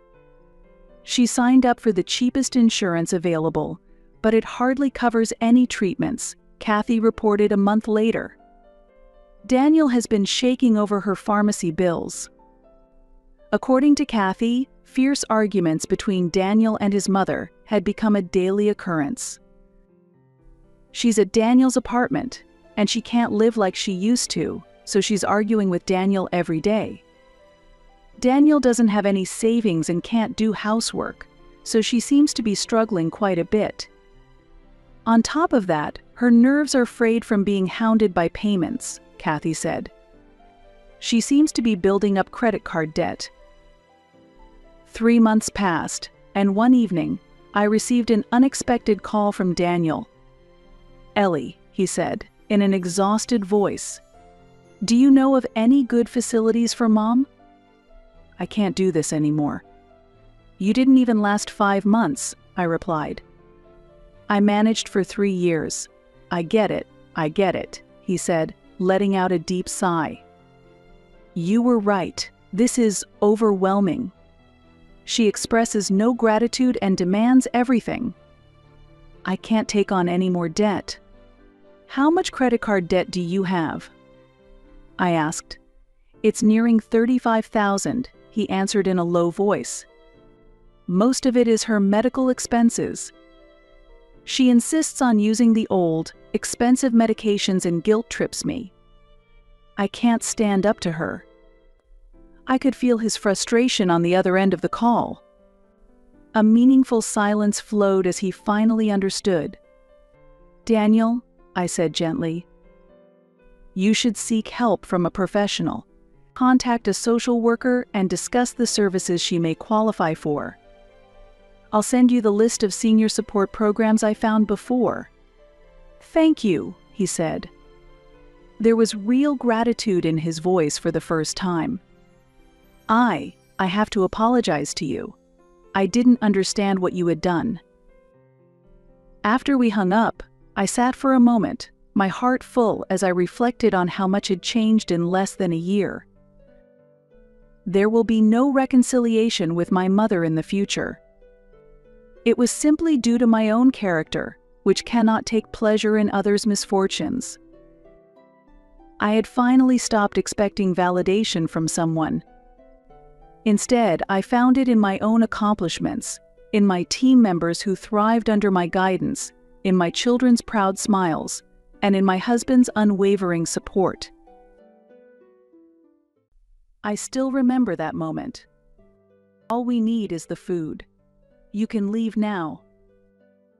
It felt like a punch straight to the gut. At 5 in the morning, when no one else was awake yet, I was already in the kitchen beginning today's prep work. Taking the tomatoes just delivered from a local farm in my hands, I check their weight and shine in my palm. These tomatoes grown in Salvatore's field have tight skin and perfect balance of sweetness and acidity. They turned out well this year too. Good, this decides the appetizer. It's been 5 years since I opened my restaurant, Terra. When I entered the culinary world as a teenager, I never thought I'd have my own place in my 20s. But the bonds I've built with local producers and my belief in sustainable cuisine have brought me this far. Now I'm occasionally invited onto TV shows, and my social media followers have exceeded 100,000. But these moments facing ingredients every morning are my greatest happiness. On such a peaceful morning, my smartphone vibrated. A familiar name appears on the screen. Elliot, my brother. How unusual, at this hour. Pressing the call button, his resonant voice echoed. "Hey Isabella, how are you?" "Fine. So what's up?" "Actually, I'm getting married, to Victoria. Congratulations." My brother's marriage. I'm not surprised by that. He has always been the type to wear perfect suits, drive luxury cars, and never miss a chance to make his name known in social circles. He's more of a strategic person than a romantic one. That's the kind of person he is. "So, I was wondering if you could handle the food for the wedding." For a moment, I held my breath. But without waiting for my reply, he continued. "Of course I trust your taste. But you know, all kinds of people will be at the ceremony. Many from high society. So, I'd like you to stay strictly behind the scenes. Try not to be too visible, okay?" At that moment, I felt a cold sensation deep in my chest. "You mean you don't want people to know I'm your chef's sister?" "It's not like that. It's just, there are various considerations, positions to maintain." My brother's words haven't changed over the years. Even when I entered the culinary world, he coldly said, "A life of just making food? You could be something bigger." I've held my knife all these years with those words always at my back. "Fine, Elliot.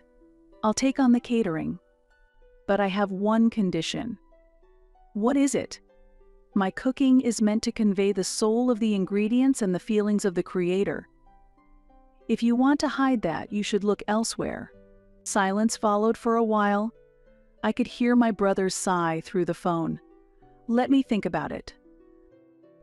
After hanging up, I took a deep breath and returned my attention to the tomatoes. No matter how much people dress things up on the outside, this flavor never lies. I am the owner-chef of a 2-star restaurant. It's such a popular restaurant that critics praise it and customers make reservations months in advance. But my family only sees the grease stains on my apron, the burns on my arms, the flour dusting my clothes. To them, I'm not a respected restaurateur. I'm just someone who cooks for a living. My brother has always looked down on me. In his eyes, real success means boardroom presentations and corner offices, not standing in a hot kitchen creating culinary masterpieces. He never says it outright, but whenever I show up at family gatherings wrapped in the scent of garlic and herbs, I can always feel his cold gaze on me. His slight grimace when I describe a new dish I've created, the way he introduces me to colleagues with that dismissive tone. My sister just runs some restaurant, as if my passion was something to be ashamed of. The signs were everywhere. At our usual Sunday dinner, my mother offered her typical backhanded compliments. She made a condescending remark about my little cooking hobby, and while my parents wholeheartedly celebrated Elliot's promotion, they barely acknowledged the fact that my restaurant had earned its 2nd Michelin star. Their attitude hurt me more than I wanted to admit, but still, I tried to be the one to support the family. It was a few years ago when my father collapsed. He fell ill before reaching retirement and remained unable to work for a long time. As my father's chronic illness worsened and he was in and out of the hospital, their living expenses quickly dwindled. My brother, meanwhile, maintained the appearance of a respectable life, but in reality, he offered little support to our parents. I naturally found myself stepping into the role of their main source of support. "Could you help us out, just a little?" When my mother said that, I nodded without hesitation. Somewhere in my heart, I felt relief that they were finally turning to me for help. To them, I was only the chef daughter and the chef's sister. Yet that looked down upon title was now quietly supporting the family. Ironically, these hands that had been stirring pots all these years had become hands that supported our household finances as well. On my restaurant's day off, I was enjoying dinner with Lauren at the buzzed-about new place Libby Noah. The interior is simple yet sophisticated, and the cuisine skillfully uses seasonal ingredients, clearly reflecting the owner's philosophy. After taking several photos of the dishes, Lauren quickly edited them and instantly uploaded them to her social media. Look, already 3,000 likes. That's too fast. This is what happens when you catch the right wave. Nowadays, who shares the content is what matters most. Lauren is my childhood friend who single-handedly manages the PR for my restaurant. For someone like me who has charged ahead purely on love for cooking, her strategic perspective has been an invaluable asset. She's serious with a strong sense of justice, unable to stay silent when someone is getting the short end of the stick. That's why she's repeatedly told me, "You should express yourself more," when I've silently endured my family's treatment. Just as dessert was being served, my smartphone vibrated. Seeing the name on the screen, my heart skipped a beat. It was Elliot. "Excuse me for a moment." I stepped away from the table and went out to the terrace to take the call. My brother's voice came through in a composed tone. "Isabella, about our previous conversation, after talking with Victoria, we've decided to ask you to handle the wedding food after all. We'll accept all your conditions." Silence followed for a moment. "All right. I'll make the best dishes I can, the ones worthy of your wedding." After I hung up, I returned to the table, and Lauren immediately picked up on my expression. "That was it? It's decided?" "Yeah, it's happening." He agreed to all of my conditions. Lauren gave a sly smile. then just doing it isn't enough. We should document everything on social media. This could be a whole new chapter for Tara. And so, I decided to temporarily close the restaurant 4 days before the wedding. My entire kitchen and floor team came together to begin preparations. All the ingredients came from trusted local producers. Each dish on the menu carried a story. For the appetizer, I created a chilled tomato salad using the cherry tomatoes my brother and I used to pick in our backyard as kids. The main dish was a rosemary lamb roast, his childhood favorite, the one he always begged our mother to make. I added my own techniques to the nostalgic flavor, turning memory into craft. While we were prepping in the kitchen, Lauren looked over at me as I placed rosemary on the lamb. "This is Elliot's favorite, isn't it?" "Yeah. He used to love this scent when he was little. Whenever he wanted Dad to praise him, he'd ask Mom to make this." "That's kind of a touching story," she said softly. "I don't know what he thinks about it now. But if some part of him still remembers, that's enough for me." For dessert, I chose the chocolate tart I had made on my own for the first time. I'd failed the baking time again and again, and Elliot used to tease me, saying it was too sweet. Now I've perfected it with bitter cacao and a touch of salted caramel for balance.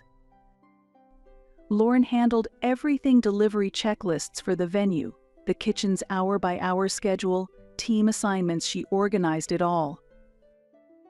"Hey Isa, I got a great shot," she said during a short break, holding up her phone. It was a photo of the appetizer plates arranged on the table, with my profile in the background, lit by natural light. "Can I post this one?" "Sure, just don't say too much about my brother." "I know, but can I share how you feel about making this?" "That part deserves to be told." I gave a small nod. Because that feeling, that quiet message in my food, was the only thing I really wanted to say. On the morning of the wedding, I stood in the kitchen before dawn, finishing the final preparations: the tomato salad for the appetizer, the lamb roast for the main course, the chocolate tart for dessert. Each dish came together as planned. Entrusting the final touches to my trusted sous chef and the team, I changed clothes and headed to the venue. In the depths of my heart, there was a faint flicker of hope. Today was a milestone for the family. Maybe, just for today, I would be welcomed as a sister too. At the reception desk, I gave my name, and the staff looked slightly troubled. "Isabella, I'm sorry, but I don't see your name on the guest list." In that instant, I felt something freeze inside me.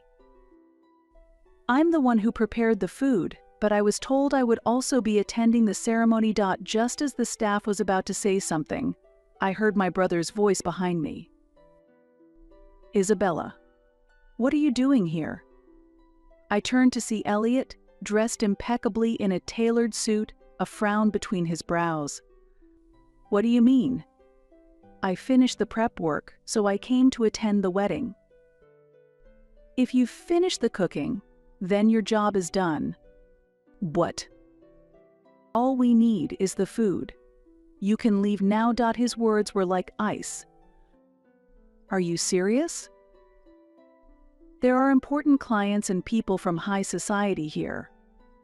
Honestly, your presence would stand out, and that's a problem." "So you're embarrassed because I'm the chef's sister?" Elliot looked away in silence. That was his answer. "Then why did you even ask me to cook?" "Your cooking is undeniably excellent. But here, appearances are everything." I stared at his face for a moment. There was no brotherly kindness, no trace of familiarity in his eyes. Only cold calculation to protect his own status. "I understand. Then I'll act accordingly. I fulfilled my responsibility as a chef." but I no longer need a seat at the family table. I turned my back to him and left the venue. There was an eerie stillness deep in my chest. Some part of me had sensed this might happen. Still, I felt a twinge of regret for not being able to let go of hope until it came to this. I left the venue, got into a taxi, and immediately took out my phone and opened my social media account, took a deep breath, and typed out the truth. Everyone. How would you feel if your family treated you as just the person to make the food? Today I was tasked with preparing the food for my brother's wedding. I closed my shop for the day and spent 4 days preparing the food. I also provided financial assistance for the wedding. But when I arrived at the venue, they wouldn't let me in, telling me all we need is the food. Now go home. I won't stand for my work and myself being treated as separate anymore. As soon as I pressed the post button, I could see the responses spreading rapidly. Likes started coming in, comments flowed, and retweets spread like wildfire. A few minutes later, my phone rang. It was Lauren. "Hello, Isabella? Is that post really true?" "It's true. I wasn't even invited." My brother turned me away at the reception, saying, "We just need the food." I could hear Lauren gasp on the other end of the line. "You've got to be kidding." I wish I were, but it's reality. It made everything clear. They only wanted to use me. Lauren was silent for a few seconds, then finally spoke in a low, cold voice. "You're canceling the food?" "No," I said firmly. "I'm not canceling the food." Lauren was quiet again. "Why not?" "Because no matter how he treats me, I still take pride in my work," I said, my voice steady. "The guests didn't do anything wrong. They came here expecting a meal crafted with care, and I'm not going to let his cruelty compromise my standards." There was a pause. Then Lauren sighed softly. "You're incredible, you know that?" I smiled faintly, even though she couldn't see it. "Thanks, but right now I just want to do what I believe is right." "Got it," she said.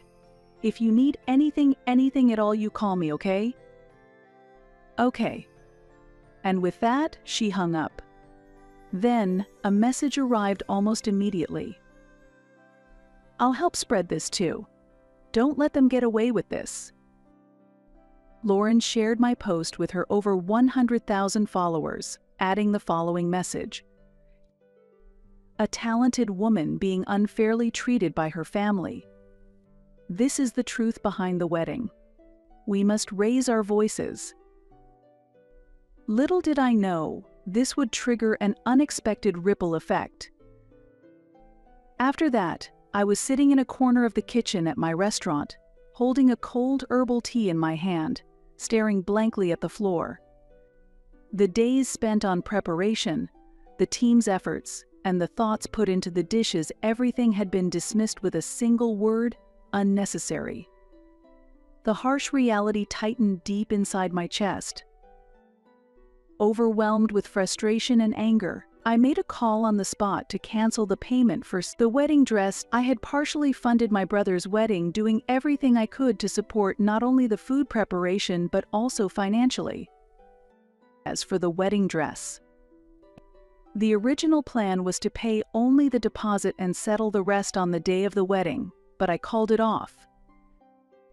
I realized I had only been used for his convenience. I couldn't forgive the fact that I had been treated like nothing more than a useful tool. When I hung up the phone, I heard the sound of the back door opening, followed by hurried footsteps approaching. "Isa?" I turned around to see Lauren and the staff returning from the venue. Everyone looked tired, but there was a hint of excitement among them. Daniel, the floor chief, opened his mouth energetically while carrying some items, "Hey Isabella, you have to hear this." It was unbelievable. What happened? First, the bride started yelling in the dressing room because the dress hadn't arrived. Then, the guests started leaving one by one. Apparently, some people who saw the posts on social media were really angry, saying this treatment is wrong. Yeah, it was complete chaos, another staff member added. Elliot just went completely silent. The bride cornered him and yelled, "How could you have let your sister pay for everything and then kicked her out of the ceremony?" They said the dressing room went into full panic mode from that moment. The wedding dress never showed up, and the invited guests, who had seen the posts on social media, began canceling their attendance one after another. The venue staff were overwhelmed, handling the constant influx of cancellations and inquiries. "It's like a storm," the staff muttered quietly. Lauren let out a deep sigh before speaking. "We were all shocked when we heard the wedding was ultimately called off. It didn't seem like Elliot intended to stop the ceremony, but most of the guests had already left. Even the bride eventually walked out." I stayed silent for a moment, letting her words sink in. The wedding being canceled, the overwhelming sense of betrayal from my own family, and the strange feeling of freedom that had begun to grow inside me ever since that moment, all of it swirled within me, and somehow, amid it all, I felt a sense of clarity. "Isabella," but Daniel began softly, his voice steady. "It's a shame you couldn't be there to see what happened, but there's one thing that became really clear through all the chaos. Without you, the entire wedding couldn't stand. No one could hold it together for Elliot, but your food, Isabella, your food, had captured everyone's heart. That's what we all felt the most. Actually, it wasn't just us who enjoyed the food you had prepared, it was also shared with the venue staff, and everyone was saying, 'We feel so lucky to have tasted something this delicious.' They were truly moved." I smiled, nodding deeply as I replied, "Thank you, Daniel.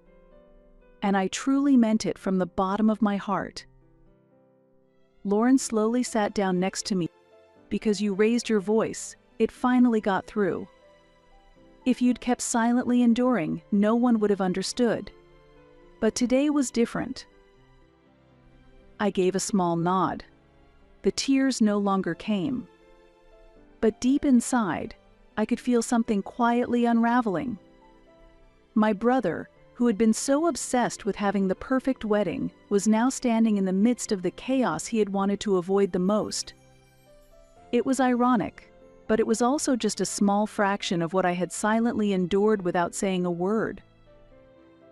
Thinking this, I quietly took a sip of my herbal tea.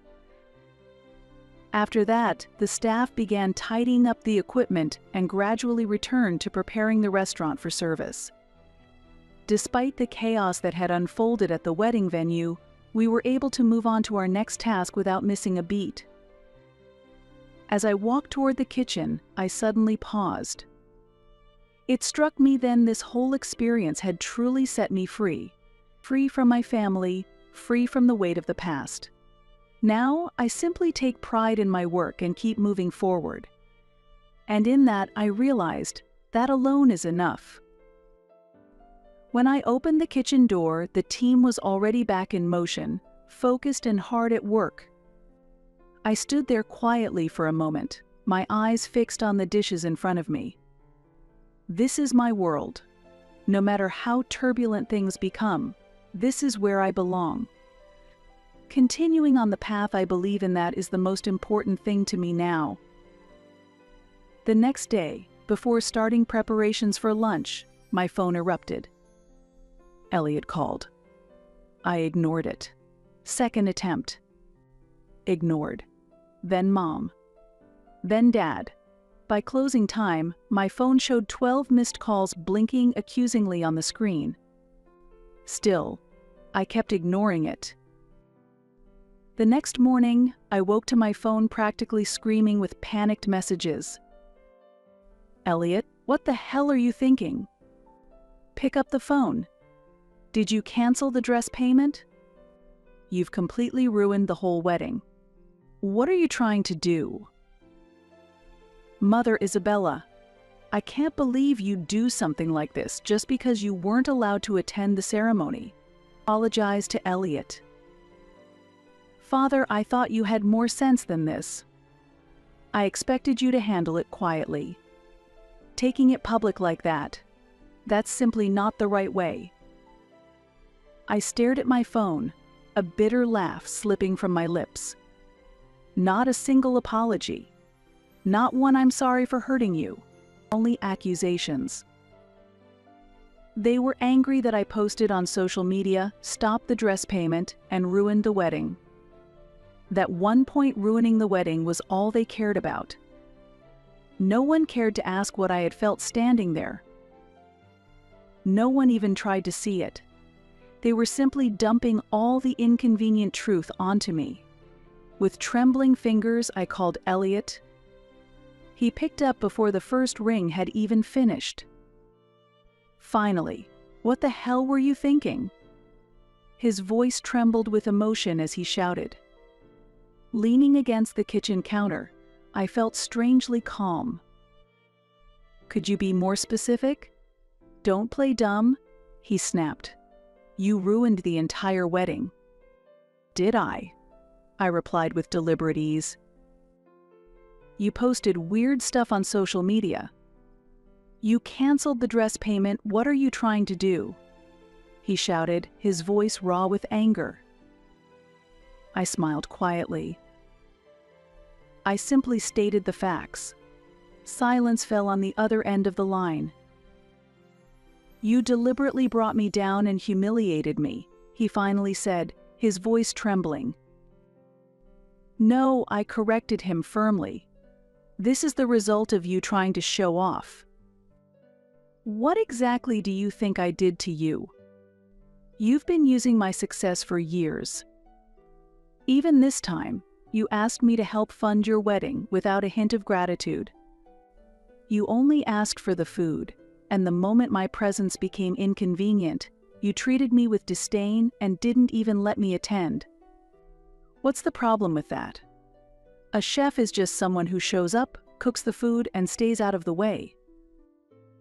He spat the words out like it was the most natural thing in the world.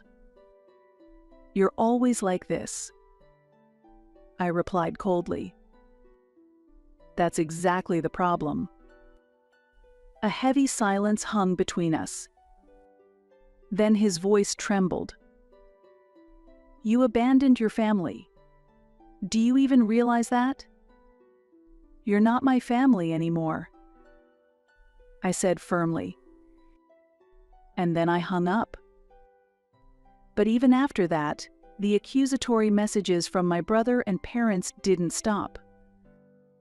How could you do such a thing? Aren't you ashamed of hurting your own family? Their words made it sound as if I were the one who had destroyed everything. I blocked all contact from my brother and parents. It was the only reasonable choice to protect myself. From that day on, I severed ties with them and poured all of my passion into my restaurant. I spent my days in the kitchen, working alongside my staff to create new menu ideas. It was a busy life, but strangely, my heart felt lighter than ever. One afternoon, after I finished serving dessert during lunch, I went out to the dining area as I always did. I made my rounds, thanking each table for coming. Then, my eyes landed on one particular table. Carl? Isabella. It was my cousin Carl. You look well, I said. You too, this place is just as lovely as everyone says. It was really hard to get a reservation, he said with a shy smile, still savoring the lingering sweetness of the desert. How was the food? It was incredible. You're amazing. I was really looking forward to having your food at Elliot's wedding, but I heard what happened." His voice dropped slightly, like he was about to share a secret. "Actually, Elliot and Victoria called off their engagement." "I see." I wasn't particularly surprised. I just listened quietly. "That whole wedding incident, did you know it made the rounds online and in the news?" The headline was something like, "Renowned chef kicked out of brother's wedding." "The public didn't stay quiet about it," Carl said with a complicated look on his face. "He lost a lot of trust at work, too.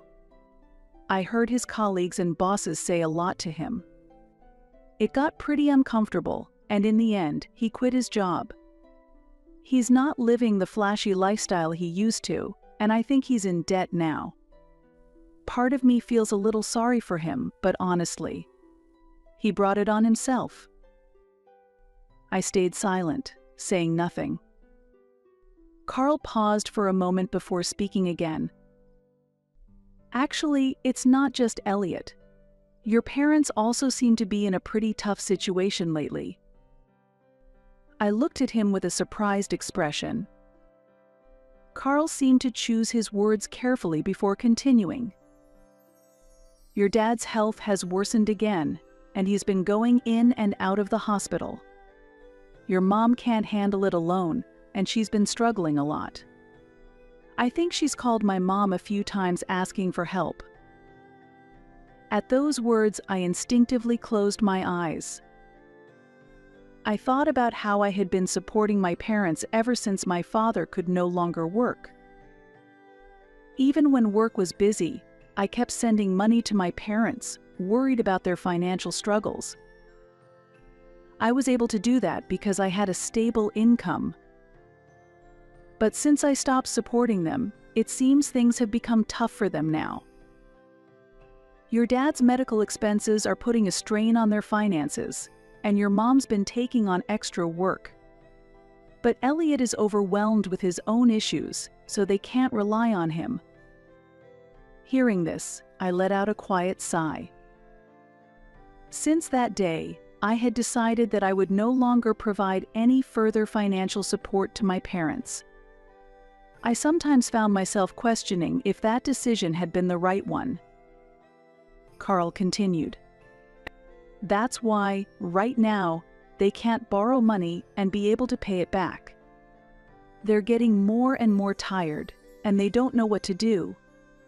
A whirlwind of complex emotions stirred deep inside me. While my heart ached knowing my parents were struggling, part of me, deep down, remained calm as I thought about everything I had sacrificed. In the end, I had chosen my own life. "Still, you don't need to worry about it. You've done enough already," Carl said quietly.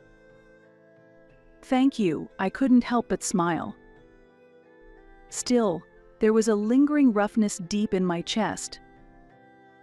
Even after hearing about my brother and parents' downfall, I no longer felt pity or anger. Only the quiet ache from that moment remained. Rather than focusing on what he had lost, I found myself thinking about what I had managed to protect. My pride, my work, and myself. There was no longer any need to forgive nor to hate. My life is now on a path completely separate from my family's, and I am moving forward steadily, and on my own terms.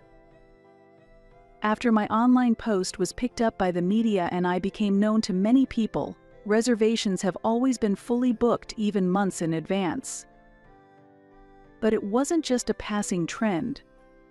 People began to come not only for the food, but because they resonated with my story, my passion. "I found comfort in your flavors. We wanted to come here for our special anniversary." Every time I hear words like that from our guests, I feel proud of myself. I kept working hard, and eventually, my restaurant was awarded its 3rd Michelin star. Now, I spend my days surrounded by people who truly value and care for me. Instead of being bound to a loveless family, I choose to live alongside those who love and believe in me. To the version of myself who had the courage to press post that day, I want to say thank you from the bottom of my heart. And even today, in the kitchen of my restaurant, a new dish was born. A dish that reflects the present me, someone who has overcome the past and is finally free.